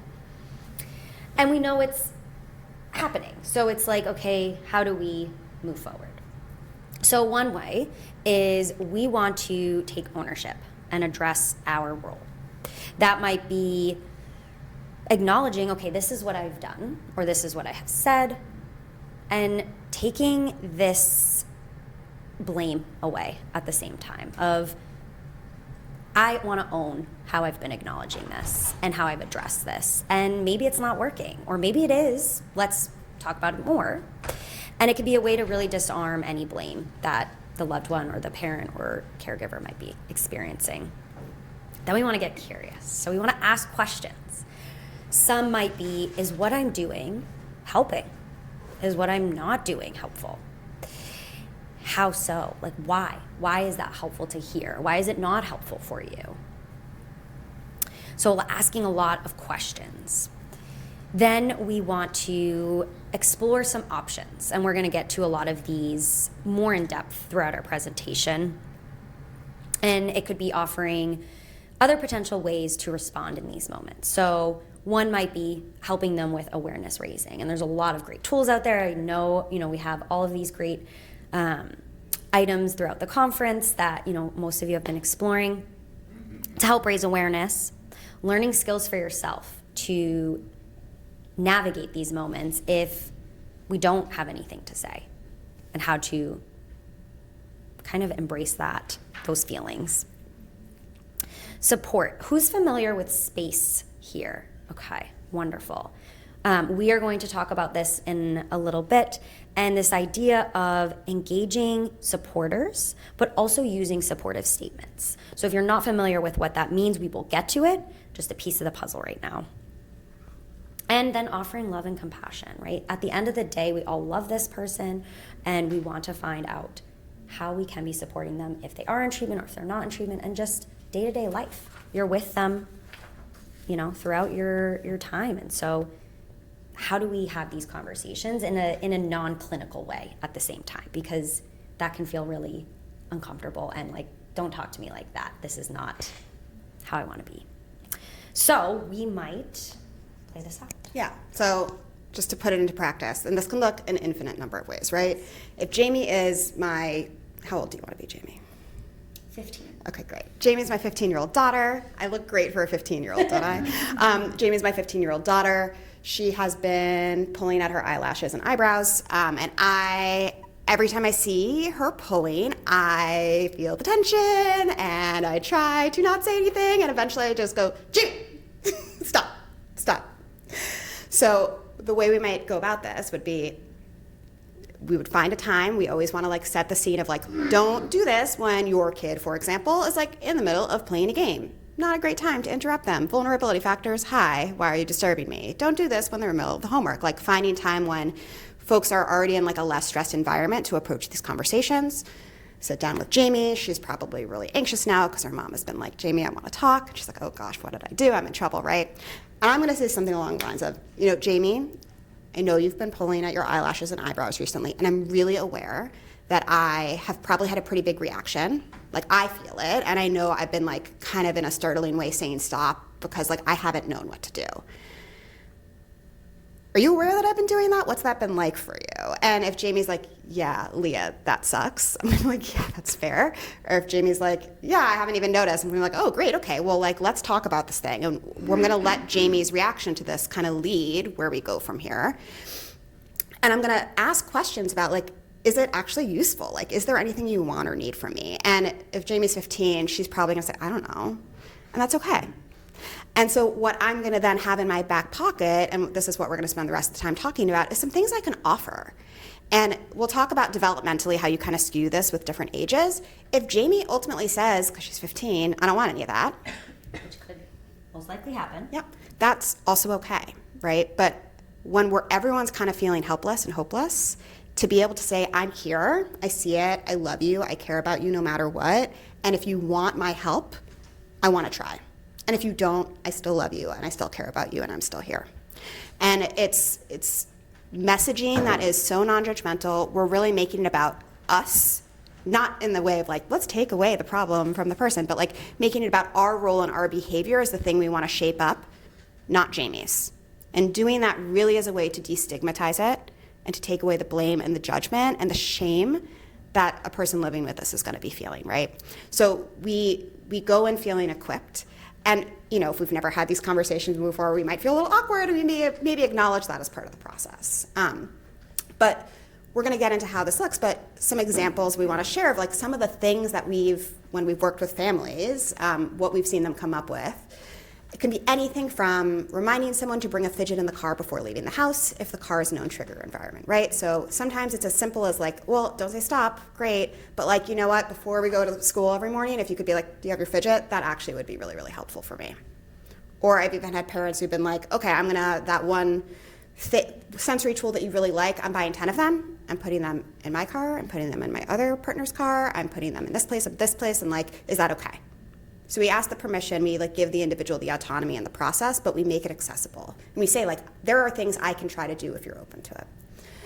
And this is more probably in your domain than mine, because Jamie works with younger folks than I do typically, having a code word, right? So if stop doesn't work, but you want the awareness raising, okay, what word is not gonna annoy you to all hell, right? Sorry, I'm cursing and there's no children in the room, so I feel a little okay about that.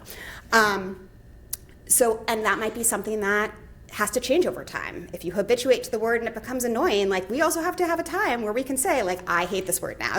let's use this new one, right? So we gotta, right, exactly. That has become the new stop. And sometimes it's even like, how do we nuance it out? So I only want you to use this word if these conditions are met, right? So like, if it's not like a mild behavior, if you see me like really going at it, like that's when I want you to do awareness raising for me. But if it's really like the more mild kind of like boredom, like I don't want that from you. Like I'm kind of cool with that. I'm okay with it. Or like I want to try to do it on my own. Once in a while, when you get into all these nuances and rules, you end up creating some sort of Frankenstein's monster of like if X then Y, and then if Y then Z. And so we try to urge caution against having too many of these parameters in place at once, because then it's like an impossible task for everyone to follow, but trying one thing at a time and seeing how it goes. Did you have a question? Yeah, sorry. There's some nuance here, right? Like what differentiates, and nuance is gonna be like one of the things today, right? Yeah. But differentiating that code word from stop, is it that getting that buy-in from the person we're supporting? Yeah, it's the autonomy and agency and the process of the individual coming up with a word, if there is a word that feels okay, and them inviting that as part of the process. And I think Jamie's had more success with this working with younger populations. I think I've had one teen ever who's been like, yeah, code word sounds great. The rest are like, no, like I just don't want my parents saying anything. Like they can leave it alone. And is that okay too? Absolutely, okay, yeah. okay. So these are examples, right? Like there's an infinite number of ways to respond. It's just and this is all framed under this idea of like, how do we have a collaborative conversation about it? What are you gonna say? I'd like to add something Yeah. especially with teens who usually, how old is your daughter? She's turning 12. Okay, because usually, and I'm an adult, and I don't want my husband saying it. Yeah. Right, you know, it's asking the person, can I help you? And then respecting when they say, no. Yes. Absolutely. No, and then what you have to do is really do it, so you can build that trust, so that in 2 weeks, 3 weeks, 4 weeks, maybe they come to you and go, you know what, I'm ready now. So and then it's, if it bothers you. We're gonna get to that. Yeah. Oh, okay. No, but No, it's good. No, you're Okay, spot on. So my daughter bites her nails. And it drives me crazy. And I try, and she also picks her skin. I tried to help her. I work for Habit Aware, and she doesn't want my help. And I have to respect that. So I don't acknowledge it.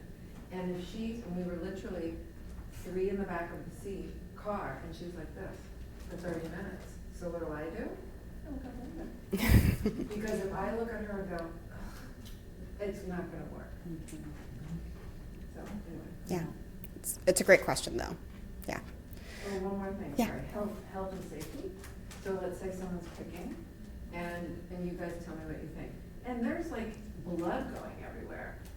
You can, if it's health and safety, you can intervene, but I would do it in a way that's neutral. Oh, let's just get you cleaned up, Yeah. versus, oh my God, if you just weren't picking, then this wouldn't be happening. Right. Oh, I noticed there's some blood on the floor. I'm going to go clean it up right now. Is there anything you need? Yeah. Right. We're not acknowledging the behavior. We're acknowledging the impact on the community, the environment, the health, the safety, whatever it might be. Don't want to be punitive with directing that, whether it's the hair all over public spaces, Sure. school, blood. Is it punitive to start trying to get them to do the cleanup? Because obviously parents won't always be there. You don't want it to be a punishment, but at the same time respecting that the impact, health and safety for others, but then also that you can't do that as, as an adult. Like that's not Yeah. general society. I'm going to give you the most therapist answer. It depends. So sure. I think depending on the individual, there could certainly be aspects of the ways in which you respond to the aftermath of cleanup or care that could actually inadvertently be reinforcing the behavior. That was my next question, follow-on question. Yep. And to your point, right, like we want to be able to encourage people to take autonomy over their behavior. And like if this is a behavior that they are not ready or willing or even view as problematic, like that's actually okay. Like how do we empower them to take ownership of their behaviors, whatever that looks like? And I think that all gets skewed developmentally too as part of it. But certainly there can be responses that we have that our intention is not, and when we say reinforcing the behavior, reinforcement in like behavioral terms just means something that increases the likelihood of a behavior recurring. So, and this is where I think like our clinical minds, we'd be pretty quick and easy to, given a clinical scenario, be able to see like, oh yeah, that's actually inadvertently reinforcing. But it's I think you could have 4 people with the same behavior and the same responsible parents, and depending on the kid, the individual, the function of the behavior, the function of the aftermath and everything that comes with it, it depends, which is the least satisfying answer I'm going to acknowledge, but it's the reality. It would be like, not necessarily like age appropriate, really more like where they're at appropriate. Like, Yeah. You know, at first, like, I'll clean this up for you. You know, it's like, let's put you together, right? But then at what point do we stop doing that? I'm like, okay, now it's your turn. Right. Right, so we're not really like enforcing, positive reinforcing by constantly caregiving in that way, but it's like you're then graduating them. Like, okay, I started taking care of you first, you know, I'm there for you, nurturing, but now you're getting older and it's still a thing. So, like, I see this, how about you clean it up this time? Right, and the different. Are we going to be directly addressing behavioral reinforcement, like later on the cycle? Okay. Yeah. We got a full packed agenda. So much to get into. And then we can also do like framing. These are just examples, right? Like asking in the moment, do you want help?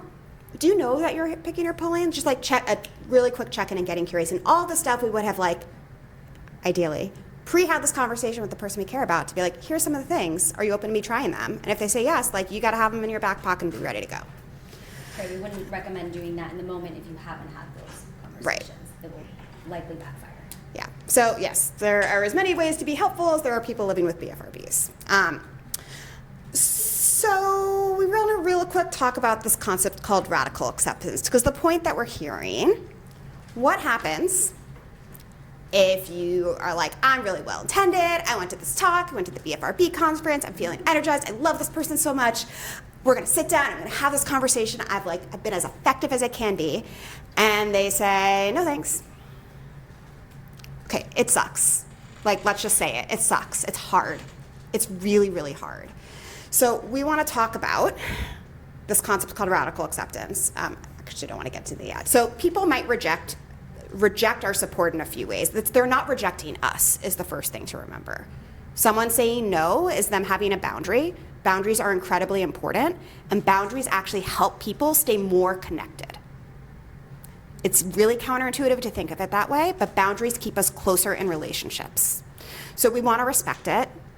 It's really a beautiful thing. One person of any age can say no or set a boundary. They might choose to reject help in the moment. So like, I want you to say nothing. They might reject help in general. I don't want you or anyone else to help me with this. And they might reject that the BFRB is something that they need help with. Like, I don't think this is a problem. This is your problem. Like, I'm fine. So it's hard and it stinks. So we want to talk about this as a skill that comes from dialectical behavioral therapy. It comes from some more Eastern philosophy approaches, but this thing called radical acceptance, and this is truly one of the hardest concepts to put into practice and to do. This is like some advanced level stuff, and we're not just saying that to like toot our horns, like, look, we're giving you advice. Like, it's hard. It's really hard because it's something we have to do over and over again. So radical acceptance in a nutshell. We acknowledge that when we accept something, it does not mean that we like it. It does not mean that we agree with it. It does not mean we approve of it, right? If Jamie is pulling out her eyelashes, that's the situation. That's it, right? Like, this is the reality. It is what it is. When we fight reality, we actually make things worse for ourselves, right? So when we're like, yeah, but she shouldn't, or yeah, but I don't like it, or yeah, but I could help. Like, all of that fighting is actually serving to reject reality, which increases our own personal experience of suffering. So the more we fight, this is the situation, the worse we feel. And it's such a fine line between if I am accepting it, doesn't mean I'm approving it. No, like, it is what it is, right? So when we can find ways to radically accept, and we'll talk about what that means, it helps us get unstuck in our own emotions. So this isn't actually about the person living with the BFRB at this point. This is about us in the role of the supporter, right? Like, how can we get unstuck of our own emotions of what it means that this person right now, for whatever reason, is saying no? So the reason it's called radical acceptance is because it needs to be done all the way. Radical, right? Not like radical, like extreme full. So this means in our minds, our hearts, and our bodies. So in our minds, we might be saying it is what it is, but if like Jamie's not radically accepting right now. If she's like, ooh, like I'm just clenching my fists and I'm like really trying to like not say anything, it is what it is, it's fine. Like, we're not fully there yet, and that's okay. It takes practice. So when we say in our hearts, that's where we really have to like find the ways to say to ourselves, like, I don't have control over this. This is what's happening, right?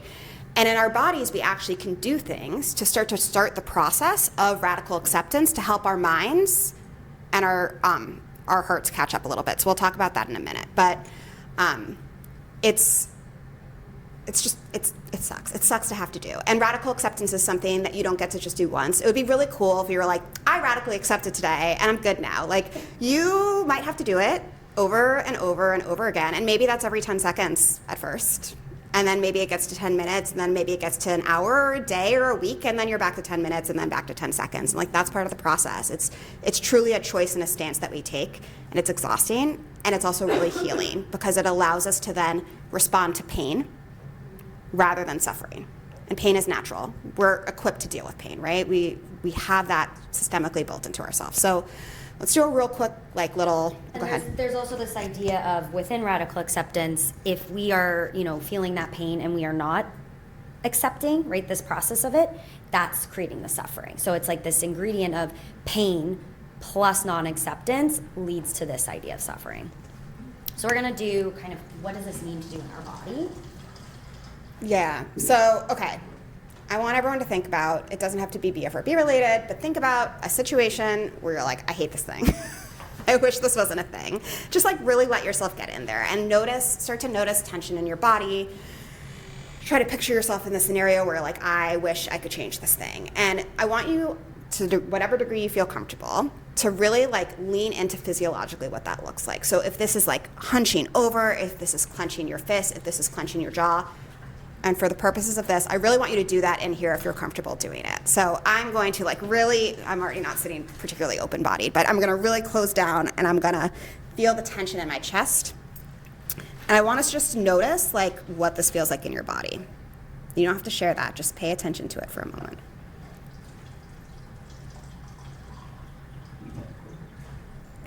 Okay, so what I want everyone to do, slowly, is just sit up straight. Okay. I want you to put both feet on the ground. And I want you to scoot your tush to the edge of your chair. And then I want you to pull your shoulders back. And then I want you to imagine there's a little string pulling your chest up and out.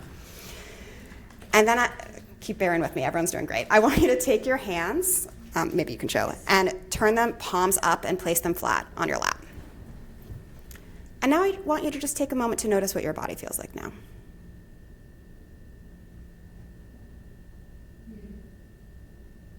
Okay, so what do people notice? And you can go back to whatever position you want, or you can stay there if you're feeling like this is great. Air conditioning. It was on cue. Yeah. Did anyone notice anything in their bodies? Such a therapist question, I know. I noticed having space for my breath. Mm-hmm. So the hope is you felt opened, right? That's literally what we were doing with our bodies. Did it change anything in the reality of our worlds? No. But we're not trying to change things. We're trying to accept them, right? So it is this thing with the palms up. This is called willing hands. This is like a DBT strategy where like, especially if you like notice your fists are clenched, like turning your palms up and putting them on your lap, like it just is a small signal. We can train our bodies to be like, we're gonna move towards a stance of acceptance. So the more you practice this, actually the easier it is to access that like acceptance part of your brain. Doesn't change a thing, except it helps us tolerate the pain that we're sitting with and moves us away from suffering into the normal natural pain. So we all, this is super my bias, we all need to practice radical acceptance at many situations in our lives, right? Like it is a skill and it is something that like we're constantly we're working towards. You can never like achieve radical acceptance. It's like always something we're working on and working towards.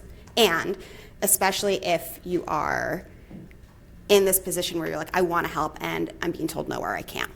It's important because we're essentially modeling like, I can tolerate this.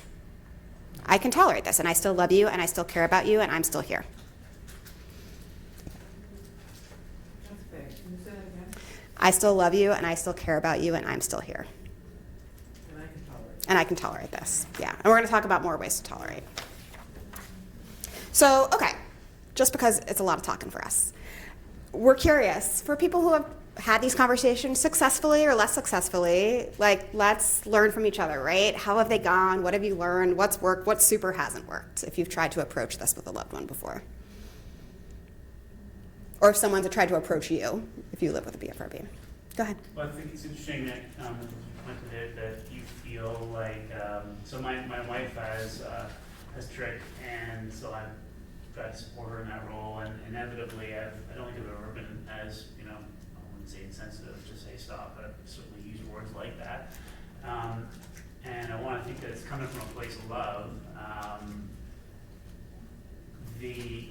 But I think it's interesting that you said that it helps on the awareness side, because whenever I point that out, she's like, I don't need you to tell me. I know what I'm doing. It's not, obviously I know what I'm doing. So, and that just makes me feel awful. Yeah. So, yeah. Yeah, and I think that's where the conversation's important, right? Because maybe it does help raise awareness, or maybe it doesn't, and we can't know until we ask. Yeah. Yeah. And it's not usually awareness, at least for me, it's more, I already know that I'm doing it, but the fact that she's done this now, does it drive like anger response? Absolutely. But the fact that, you know, at that point I'm just like, well, I'm not gonna do this. It's something, you know, all those things, it just stops me from doing that moment. It's not awareness. It's Claire is doing it now. It's just because she said something now. Now we can't do it. Yeah, in those conversations, the last group we talked about for the youth, young adults one, I was very impressed because they all said that they were aware of what they needed. Whereas, like, I'm 43, been dealing with 30 years, I still don't know what I need, right? Like, it would be easy to say, hey, yeah, don't say anything to me ever about it. But does that help me more or less than if you do say something? I don't know still. Yeah. So yeah, that's an interesting one. How do they go? Conversations, whether it's me, wife with me, whatnot. I mean, who knows? I'd love to say that they all go great, they don't. Half time it feels like you're going to say the wrong thing more often than you ever say the right thing. So do you get the right thing? It's like, yes. Right, but we can't, I love that because, I don't love that for you, that it feels like you're trudging through it. And like, unless we make mistakes, we can't learn, right? And so and I think this speaks to the piece Jamie was talking about of like the ghosts in the home. Like, when we don't acknowledge it at all, it like facilitates this system of shame about it. And like, that sucks. It sucks, right? Like, I can't remember if it was Charlie or someone talking about OCD this morning, how like, yeah, it's like in popular culture and like everyone can talk about it and this is like totally normal. And like, we don't have that privilege yet. And so it starts in our own environments, in our own communities, in our own relationships where we can start to destigmatize and like just open the door and open the windows to this is a world that we live in and it's common and it happens. Yeah, we like to say secrets make us sick. Mm-hmm. Right? And so the more we ignore it, the sicker we become. Yeah. Shame grows in secrecy. Yeah. Right, shame grows in secrecy. Did you have something? Yeah, so a thing happened in my house, like probably in the past year. So I'm an MSW student at the same time. And so I was reading the research on BFRBs and noticing, right, that like there's a lot of other like mental health impacts, right, that go along with it. And so I made a choice, even lacking this information about what I can do instead, I just made that conscious decision to stop saying stop to my daughter. And instead, there was a void that wasn't filled with anything except for her kind of just coming to me and speaking of her own experience. And so the skin picking is still there. That's still, right, like a work in progress. I'll let her lead, but the self-love and acceptance and all of those things are really like thriving in our relationship. And so I love that. Upon that with this, right? Like at the very least, I think stopping to saying stop can be a radical act in itself. Yeah, I love that.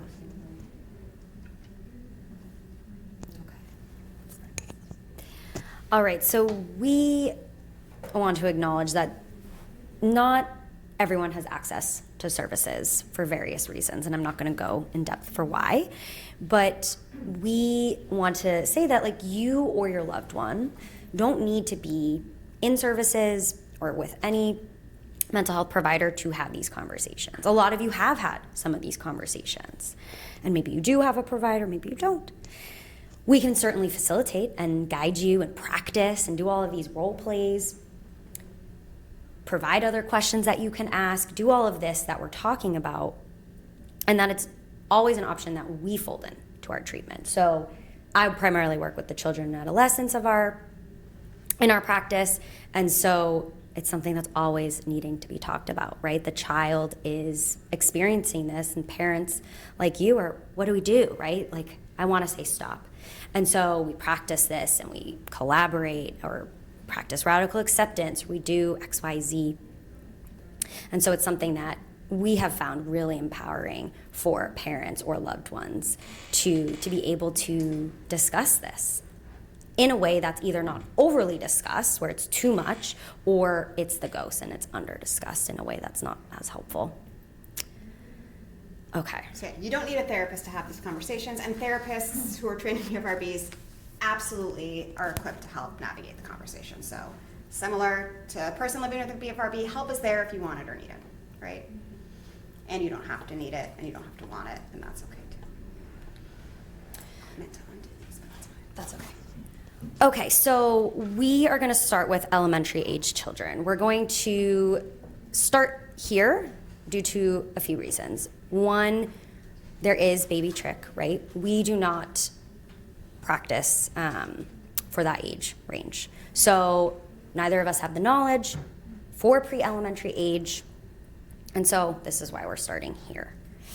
A lot of times, parents of elementary aged children are the keeper of all of the tools. They're the purchasers, and they kind of hold on to these. So it's really important in previewing when we're going to these certain environments. Like if we're driving somewhere for a long car ride, what do we need? We want to be acknowledging this in a non-pathologizing way. So having these conversations, just like you talk about anything else. Checking in to know, okay, well, what items would you want? What items do you want me to bring? Or hold in my purse or my backpack? When we are talking about positive reinforcement, which is this idea of rewarding some form of action, we want to really, really stress the importance of reinforcing, so rewarding the skill use, using the items, whatever the skill might be, and not emphasizing or rewarding, abstaining from the behavior. That is not our goal when we're having these conversations, and a lot of times in treatment. So it works best when we are working on behaviors we want to see, right? Using strategies, using skills, rather than abstaining from the behavior. So we collaborate on what items they want. You all know your children or your loved one really well. You're going to know what motivates them and what would be rewarding. It's having that kind of conversation to what they want, what they might want to earn. This sometimes can be murky, the idea of like rewarding what we want to see and not what we don't want to see. Does this make sense to folks? Okay, great. So a lot of times that might be using a reward chart, right? This can be, most of you might be familiar with using reward charts, right? Or token economy systems, a marble in the jar or a star on the chart. That way they can visually see, what have I been doing? What am I getting towards? And it's helpful for parents to have something to follow up on as well. So these are just a couple examples, and it might be, on one of the lines, it might be using your fidgets in the car, or engaging in a competing response, which might be sitting on your hands, or if they really like wearing finger covers, if they put those on, right? Just the act of putting it on is something we can reward. Maybe they take them off during the car. That's okay. We're working on increasing their use of these and rewarding that. So sometimes children really like having the reward charts. If that's not something our child likes, we don't have to use those, right? It's just an option. And those are just a few. So now we're moving towards tweens, young teens, whatever the lingo we want to use. And as, they're forming their own identity, they're kind of going through all of these bodily changes, we want to be emphasizing giving them choice, giving them their autonomy in deciding what's going to be helpful. As they're experiencing all of these body changes, right? The puberty, the hormones. The words that every tween loves to hear from adults. Exactly. Let's acknowledge puberty. Yeah, and they're probably all getting that through, their health classes and school. And we want to offer certain self-care strategies that might not be intuitive to them yet. So, for example, certain ointments that can soothe their eyes, or serums. Hey, I saw this at the store. This looks really cool. What do you think about trying this out? Or would you be open if I bought this and tried it with you? Ice packs for eyes. They now have these really cool, cooling, in fun colors and shapes, ice packs, face rollers, the jade rollers. And, maybe they've seen these on social media or through their friends, right? This idea of self-care is becoming more and more discussed among the young ones. At least that's what I have observed. It might not be for everyone across the country. And so, as they're going through these changes, acne might be starting, and that might increase skin picking behaviors where maybe it wasn't happening before. And so hair is growing in places hair wasn't growing before, which may increase hair pulling, right? Exactly. And so all of these different offerings of self-care strategies can be supporting their use. So pimple patches, right? There's lots of ideas that we can be discussing with them. And the idea of this isn't like, let's cover up the thing that you're doing at all. It's, hey, there's this part of your body you have this really complicated relationship with right now. Why don't we practice some self-love towards it? What would it mean to love the part of our body that we're having this behavior with, right? And that way we're not focusing on stop pulling, stop picking, stop biting. We're saying like, let's take equal amount of time or some time even to like carve out to say, I care about this part of me. And what do you want, how do you want to do that? What do you want to do that? What would that look like? Right, and there's been a lot of conversations on how BFRBs are this self-grooming behavior. Every one of us has experienced maybe a pimple or, you know, hair growing in different places, grays growing, all of these various changes, and it's just a part of life that we do have access to these items. And especially for tweens and young teens, they might not know about it as much yet. And so as a, you know, loved one or caregiver, you can really share. Look at all of these things that we can explore. And of course, Google, you'll be endless in finding these items. Any questions on how to kind of have these conversations with elementary age and as, or teens before we kind of move up the age range? Okay, awesome. All right, so we're past tweens, we're into full adolescence. Before it was like, let's encourage autonomy. Now it's like, give them autonomy, right? So it's really important when you're approaching these conversations to let the teen lead. So they may want no involvement on your part, and that is okay. They may want no reinforcement plan, and that is okay. They may want you not at all to be talking about BFRBs at home, and that is okay. Jamie shared with me recently, there was a client she was working with who told her that, like, my parents talk about this all the time. I feel like this is all they see about me. Mm-hmm. And right. Really forming that this is her identity because it was so overly discussed. And that was her first moment of self-disclosing to anybody as well. So it was this really, you know, eye-opening experience for me of like, wow, you know, what this can do to someone going through this age, time in their life where this is for everyone, when they're forming their own identities, and how just hearing comments like this can start to really, and we internalize it. Yeah, so the identity development is just paramount for teens, right? Like, presumably all of us lived through our adolescence. Maybe you remember it, maybe you don't, maybe for better, maybe for worse, but like, it's where we're starting to play out and figure out who we are and what we want, and it's really, really developmentally appropriate for teens in particular to want to rely less on adults and more on their same age peers. And so you may be the one sitting on your hands, right? Like, and that might be hard, but I think we still want to approach it, and we still want to name it, and we still want to start to have these conversations in a more adult-like fashion and start to gear towards that. When we get into young adults, we have some nuance, her favorite term of the day, it seems. So if a young adult is living at home, you may approach this similar to that, the way that you would for older adolescents. If they live away from home, it may be actually just about, like, as you're having this conversation, being like, hey, is there anything I can do from afar, right? Like, do you want me to connect you with resources? Do you want me to connect you with tools? Do you need me to send you anything? Do you need me to help you find a therapist, right?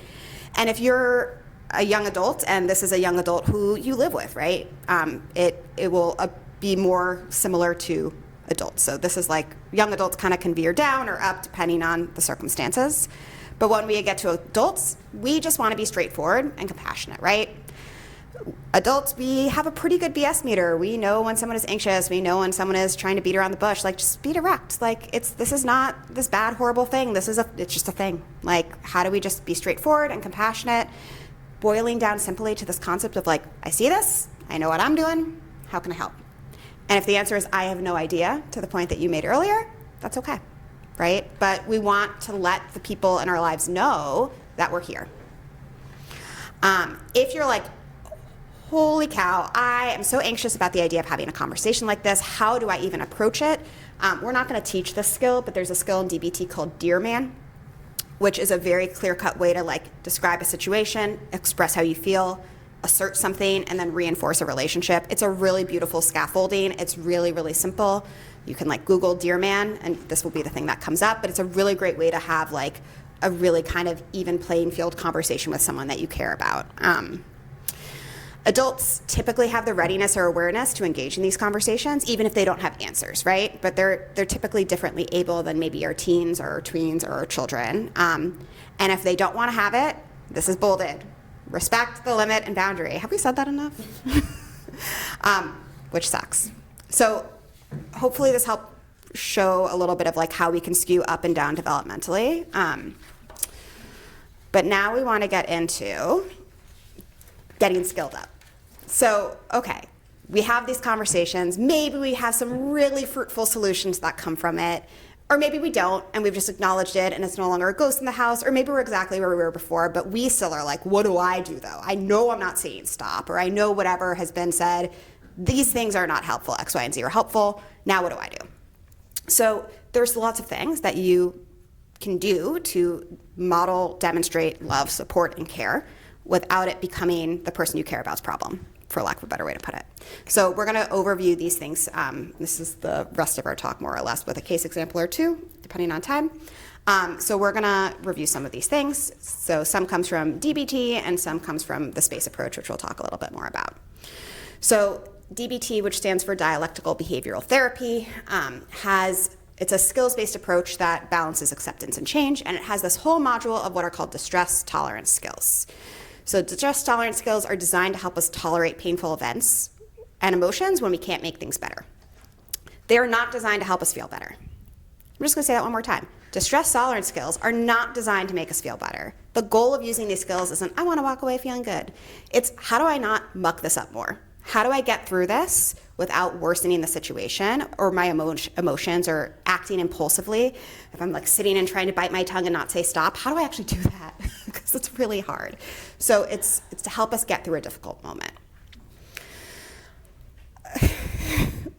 So the first skill is called STOP. It's an acronym. We appreciate the irony that we're giving a talk called Don't Say Stop, but then we're going to teach you a skill called STOP. It's a great skill. It's what to do, not what to say. So the STOP skill, it's an acronym. DBT loves acronyms. If you're like, I could live without acronyms in my life, I'm really, really sorry for the next 20 minutes. The S stands for STOP. So this is like, do not react, freeze, right? So I try to like really hype this up when I'm doing it myself and when I'm teaching it to people I work with, whether it's parents or teens or whoever, where it's like, if I see Jamie pulling or about to pull and I'm noticing, I am truly going to freeze, right? And maybe you look a little silly, but it really communicates something to our brain of like, push pause. Imagine someone has a remote and they click the pause button on you. If that feels too hard, just like take a little quick breath and like, you don't have to be so dramatic about it, right? But really like do something to signal to your body, whoa, there's a stop sign here, red light. The T stands for take a step back. Now this could be like mentally like, okay, take a step back. But honestly, I tell people if you're in a position where you can, physically take a step back. If you're sitting on your phone, put your phone down. If you're leaning towards Jamie, lean back. Do something to, again, indicate to your brain and body, like we are not in action. We are slowing down. We are stopping, in fact. And then we're going to observe. So this is like, what is going on, right? So we want to almost like create the little script or the director's notes. Nice, Jamie. We're going to create the script or director's notes about like, okay, in this scene, and sometimes this is how I do it, Leah is sitting, she is feeling anxious, she is feeling frustrated because the person she cares about, Jamie, is pulling, and this sucks. She doesn't want Jamie to pull because she knows Jamie gets really upset when she pulls, and she wants to be able to help, but she doesn't. We're gonna, however we need to narrate it out for ourselves, right? It could be the thought process, it could be internally, I am noticing that I am sweaty, I am noticing tension, I am noticing my heart racing, it could be emotions, I am noticing that I am frustrated. Doesn't matter. We're just going to take a mindful moment for ourselves and really observe. So it's mindfulness about what's going on within yourself, not... And outside of you. It's both, right? Okay. And I would love to be like, yes, like, here's your list of all the mindfulness tests to do. Honestly, it doesn't matter. Trying to activate that mindful stance in the moment is the skill in and of itself. So we've stopped, we've stepped back, we're taking a mindful moment, and then we're going to proceed mindfully. So this could mean anything, right? It's acting with awareness. So we may say, well, whatever I want to do make this worse, I want to say stop. Is that going to help? If I decide, no, okay, I'm not going to do that. If this means I need to go use another skill or I need to take a break, great. If it means I just need to like go back to what I'm doing, great. There is no single answer of what proceed mindfully is that's going to be unique to you or unique to the circumstance, but the stop skill buys us time. That's really what it's designed to do. Especially if that might be shown visibly with your own emotions of like you're kind of expressing that frustration, like that's going to further escalate potentially what might happen next. Or frustrate the individual. Right, and all that whole 6 series of things or 8 series of like, here's all the things, yeah. So don't say stop, but do stop. Another distress tolerance skill we're going to talk about is paced breathing. This comes from the TIP skill, which is just another acronym. Anyone here, when they felt frustrated before, ever have someone tell you take a deep breath? How many people find that really useful to be told that when they're feeling frustrated? Correspond with the middle finger, and then that's useful. Yeah. For some reason, my fantasy, and I don't know if you've heard me say this before, my fantasy of like when someone says something like that to me is to throw a stapler at someone. Like, I don't know why it's a stapler, but it's a stapler. Every time, like, I'm like, I'm just gonna. So this is not like just take a deep breath. That, to be fair, there can be merits and utility to this, but the paced breathing skill as part of this TIP skill is actually about activating your parasympathetic nervous system. So it is like a biological hardwired thing that we're trying to activate. It's not just a deep breath. If you're like, that's great, Leah, but I still feel like you're just telling me to take a deep breath, like you don't have to do this, right? Like not every skill is for every person. It's annoying how much this works though. I love hate paced breathing because I know if I can generate the willingness to do it, it actually does decrease the intensity of my emotional experience and allows me to then proceed more mindfully. Because our this was you, I'm sorry. No, that's okay. Our vagus nerve really starts to either stimulate and activate us, or it activates our parasympathetic, which is what Leah was talking about. So really thinking about what paced breathing does for our bodies is so important. And you can do this anywhere. You don't need anything with you, which is the beauty of it. And so when we are doing paced breathing, we really want to be focusing on a longer exhale. Now, right on the slide, it might be you can inhale for 4, exhale for 6. That's not standard for everyone. Maybe you want to try 3 and 5. Some people like to give it a challenge and do really long inhales and really longer exhales. Do whatever you want to do. But I can't stress the importance enough about the longer exhale. That actually stimulates the vagus nerve, which activates our parasympathetic. It's like the opposite of hyperventilating, right? Right, because hyperventilating is like versus when we do, it really starts to change the chemicals in our body. And as a massage therapist, one of the things that I do, like kind of grounding, like I'll do like a form of that, but then the very last breath exhale I have them do, I will then coach it because I'm like, okay, now exhale. And they'll do the exhale. I'm like, no, keep going, push. Like I want them to take it to that next level because then that's where I feel they get the most of that re-up for the vagus. Yeah, exactly. And it's like almost like I need oxygen, type of thing. But then they feel like they get a whole fresh set of oxygenated air coming through and then in through their blood, and then it's just trying to get that like last push of the exhale because people do not fully exhale. Yeah, and it takes practice, right? Like when we do this once, it's not enough. We really need to build that muscle memory of practicing this. So practicing it with your loved one, practicing it with a coworker, a friend, a neighbor, your pet. There's lots of things you can do with it. But giving that practice is really helpful. And there's lots of videos online that can guide you for paced breathing. There's a lot of apps. And then using a clock and looking at the second hand. Actually pace yourself, because especially if your emotions are heightened, because something is hard, your emotions are working quickly, right? Like that's the point of our emotional circuitry system, is to like motivate us to action.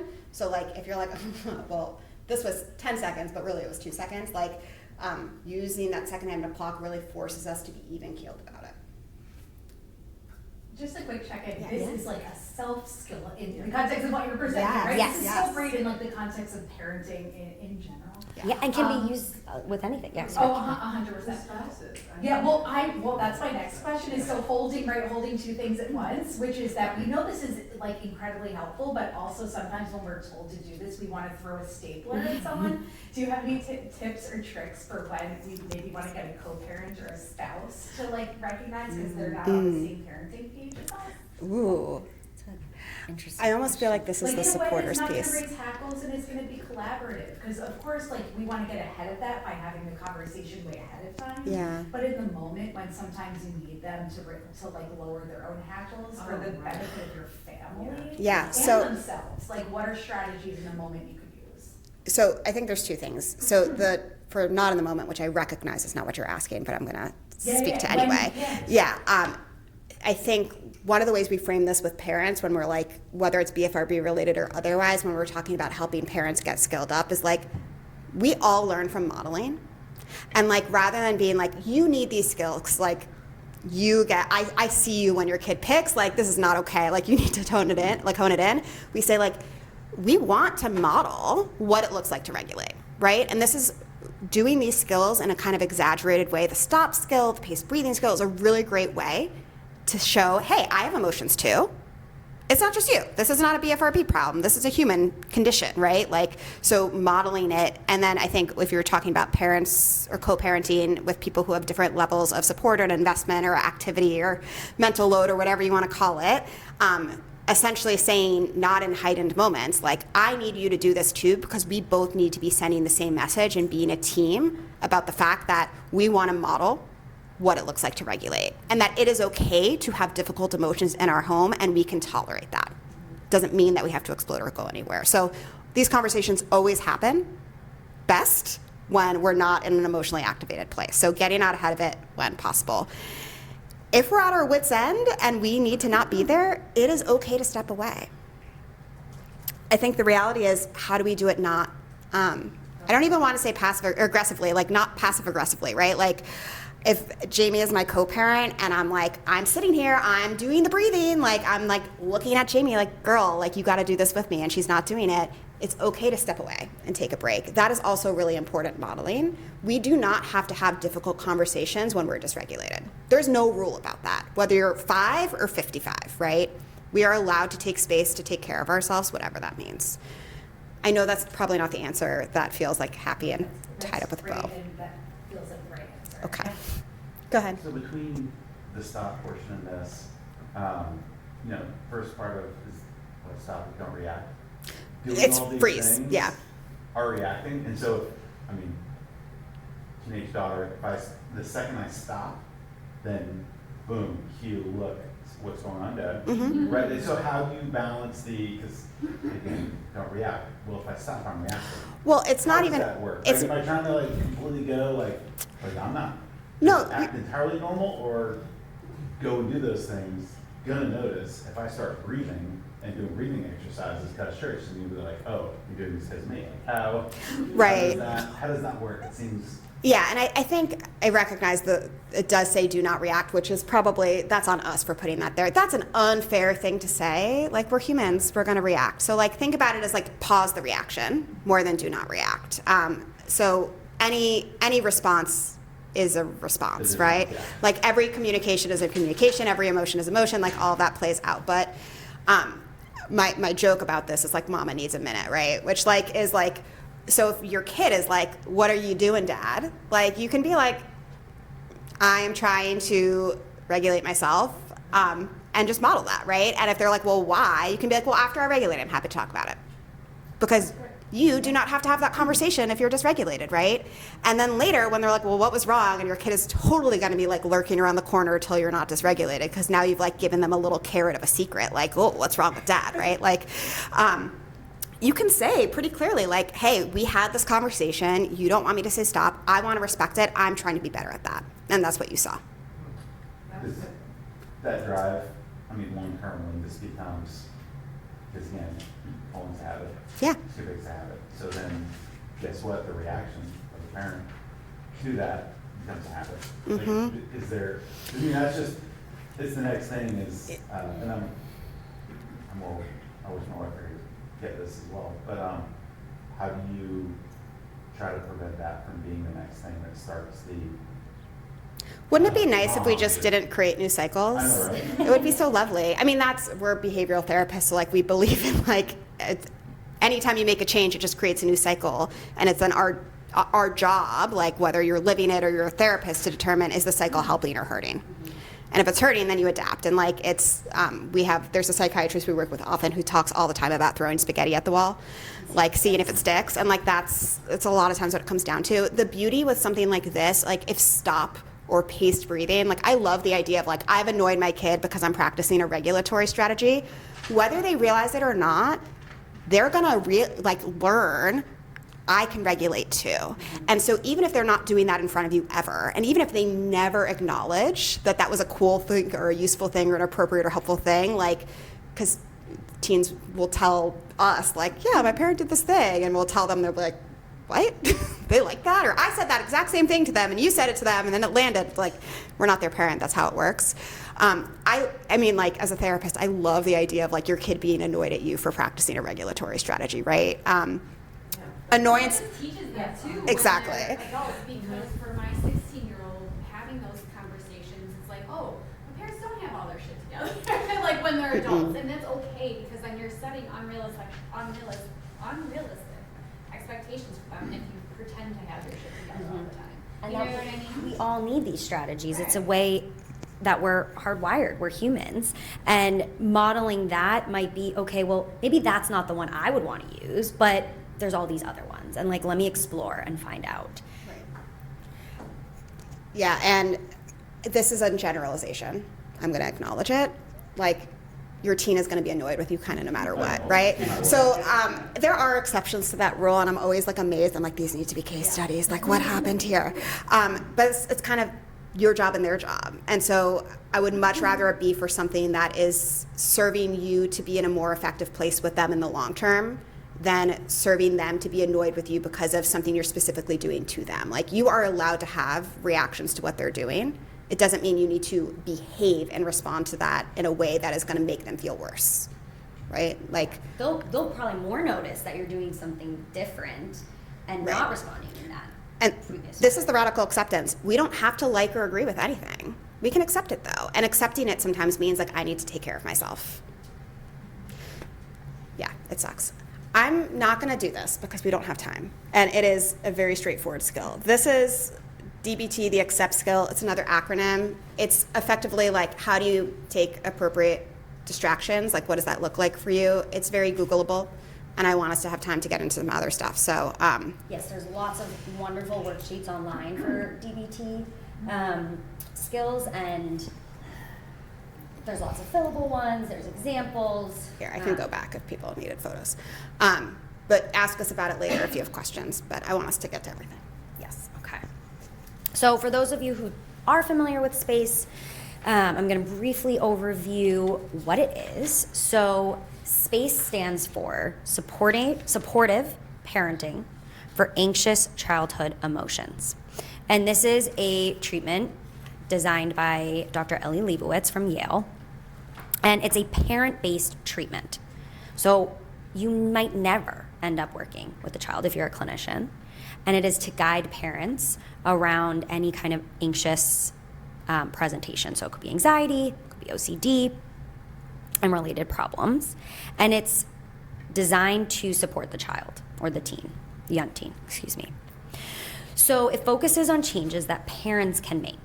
So it emphasizes changing their own behavior rather than trying to change what the child might be doing.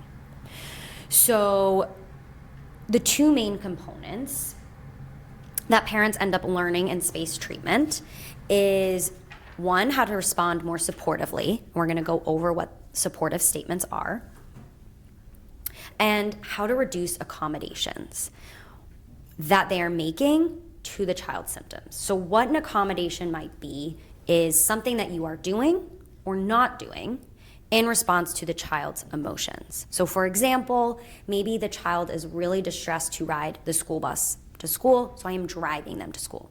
That could be a form of accommodation. Now, every parent accommodates. So it's not to say we never want to accommodate. That's not the goal. And if you're interested in learning more about space, there's lots of great resources out there as well. The reason we are including it is that it can really empower parents or loved ones to provide some form of response. So it has two parts, and Dr. Leibowitz likes to call it the mac and cheese it has two ingredients. You can't make mac and cheese without macaroni, the pasta, and without the cheese. And a supportive statement needs to include these two pieces. So the first piece is acceptance and validation. And we are sharing, like, I see what's going on, I'm acknowledging, and I'm leaning into the empathy around it, right? So we'll go over some examples in a minute. The confidence part is we are instilling confidence that they can either tolerate the emotion or that they can tolerate the distress that it's bringing on. Not that they need to tolerate the situation. Really emphasizing the emotion, or that they can tolerate using strategies or a skill. Questions on these two pieces. We're going to get into the BFRB application, but yeah, because you're like, wait, what does this have to do with BFRBs? So it really communicates that it's okay to feel what we're feeling, and I know that you can do this or handle it. Exactly. So this example on the board says, I see that this is hard for you, and I'm totally confident that you can handle it. Now, sometimes you can get the response of, no, I can't, or you don't know, right? Like, they're going to automatically kind of go with this. And for some, it might not be the response to use. It's really important to be thinking about who you're saying this to, having kind of some form of agreement around, like, is it helpful for me to respond at all? Like we've kind of been going over. And it can be interpreted differently for anyone. So if they're open to this idea of having some support, then what is it? Is it the skill use that I'm sharing? Like, I know you can tolerate using your skills or handle using your skills. Is it tolerating urges? Maybe it's managing the stress of an activity or peer interaction or homework. Maybe it's navigating boredom. We know BFRBs can result from feeling bored a lot of times. So we really want to be discussing, if they're open to this, how are they open to it? And then how do I identify what is supportive for them? So here are some examples, and I really want to discuss these because it may feel different for someone, and we want to know why. Like, why could it be that way? So let's look at this first one. I know it can be hard to stop picking, and I have seen you do it before, and know you can do it again. What do we think about this one? What are like our immediate thoughts about this example? Well, first, let's see. Does it have the first part of our supportive statements, the acceptance and validation? I saw a no from you, Ellen. What's your observation? It hasn't either. Can you say more to that? Yeah, can you read it again? Yeah, so I know it can be hard to stop picking, and I have seen you do it before, and know you can do it again. To me, I know it's hard to stop picking, is validating that it's hard. The second part of saying, but you've done it before, so I know you can do it again, is not, confident. So you've got the accept and validate, but you have the mac but not the cheese. Mm-hmm. As you put it. Yeah. What do others think? Are we in agreement? Do we feel differently about that? we're intentionally using like complicated, convoluted, loaded, Yeah. like, because it's not, what is supportive to one person may not be to another, and so this is why it folds into those collaborative conversations of like, what would you want support around? Go ahead. I feel like there's a piece of like motivation that sometimes waxes and wanes, and it's also like not maybe like meeting like my child with where they're at in that moment, right? Because like I know my daughter, she doesn't pick when she's at camp in the summer, but then at home and like she just entered middle school and she's picking like crazy, and it's like I would not throw that statement at her because it's not kind of acknowledging where she's at in the moment. So that's, I think, speaks to that same like validating part. It's not a validating statement. Right, and really to be thinking about like, who am I saying this to? Where they are in their life, like based on season, based on year. All of those things are really important to be thinking. Right. And if someone has no interest in stopping picking, this is then very much not a supportive statement, right? Right. So this next example says, I know it can be really stressful the night before a test, and I know you can use your coping strategies to manage. What do we think about this one? Okay, we got a thumbs up. But then I'm seeing skeptical looks in the back. Because then what if they fail? Mm-hmm. Well, it's not even a fail, but what if they don't succeed? Like Mhm. at that, and then what that puts on them Mhm. after? But you're not saying, let's read it again. I know it can be really stressful the night before a test, Yeah. and I know you can use your coping strategies to manage. See, I know you can use your coping strategies to manage, isn't saying I know you're gonna get an A on the test, or you're gonna pass the test. Mhm. So the way I'm hearing it is, hey, I know whatever the first one is, it's really late and you're really tired, but I have confidence in you that you'll be able to cope in the morning. Mhm. That's I how like how you said it, that's more how I- than like oh, that. wow. So it's and- like, I have the confidence in you. You're more like supporting them and like, you know, I'm here, like, Yeah. instead of just like kind of like, that almost is more of like an abrupt kind Mhm. of end to it. Mhm. Where then it leaves your team being like, yeah, cool, I know. Like it would be. Well, and I think this is the part that's like the chef's kiss to the mac and cheese, which like I recognize cheesy, pun intended, like aspect of a mac and cheese framework of this, but like what is, especially the older the individual is, the most important thing is that the message being delivered is authentic, Yeah. right? Yeah. So if it's not in your own words, if it's not authentic, if you don't believe it, They won't. yeah, it doesn't matter. And so even if you're talking to your like 72-year-old parent who's like, I'm really struggling with nail biting and like I really want, if you see me nail biting, to like remind me that I have strategies, right? Like finding a way of whatever your dynamic or relationship with that person to both validate and then instill confidence if that's what that person is looking for from you. It just has to be authentic and real to you and your relationship with that person. Because otherwise it's just like, cool, thanks. Right. Good And luck, they're, see you out there. yeah. And they're going to feel frustrated by this response that isn't, unique to how you usually talk. And it's important also not to say, I know you can handle it versus, I know you'll never do it again. I know you Mhm. can do this, because maybe they can't do it, but they can handle the difficulty of what's gonna happen. Exactly. Because we might not know if the situation is You don't know the outcome. right. And saying something like that, we're really going to get the automatic, I can't handle it. Yeah. And it just increases that frustration cycle.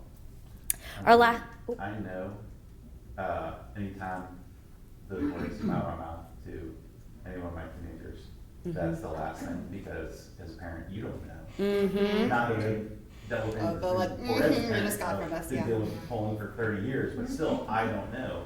And so I mean, that word, just seeing that is like, oh, that'd be bad. Yeah. So in this third one, we have I see, right? Yeah. Like it's really about finding, again, the authentic language. And Right. like, And dependent on the person. Like if it's a teenager versus an adult, you might get a very different response in terms of who you're saying it to.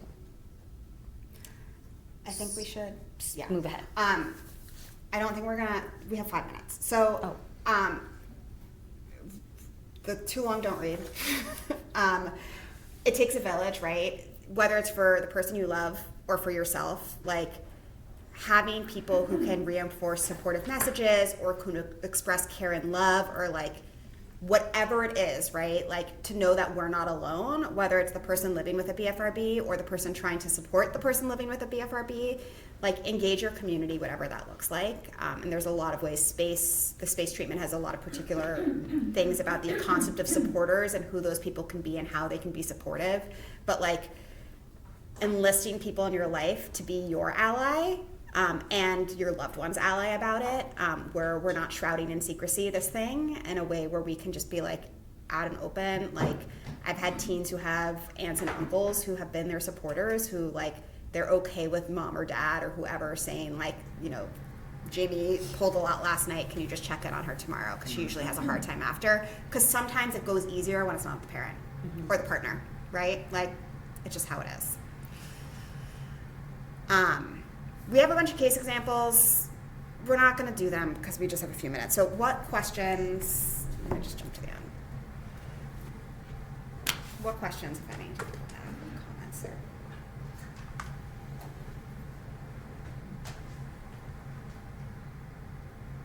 Do you want a case example? Go ahead. Dumb question. Yeah. Is this online? Is this on the website to share with That's a great question. They're recording it. Oh, good. So at some point, I think it will be posted somewhere.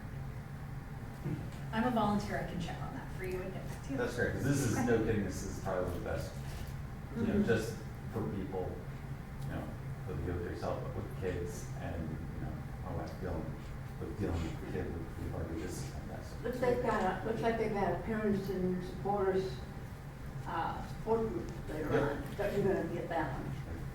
And I mean, you're welcome to reach out to us if you have questions about it. We Got it. the practice we work at has a bunch of notebooks. So you're welcome to a notebook. We have our emails at the bottom of that page, so if you want to take any of them to connect with us or reach out with questions, we're always eager to be connected with you all. We're really passionate about not just treating the individual, but treating the system and the supports around the system. It's hard for everybody, and anything we can do to make it an ounce less hard, we want to do. So, and it's so important at the same time to be collaborating and finding those ways that we can have these conversations. So it was great that you all came to this, and we appreciate your participation. yeah, thank as you, well. everyone. Yeah, that was great. Thank you.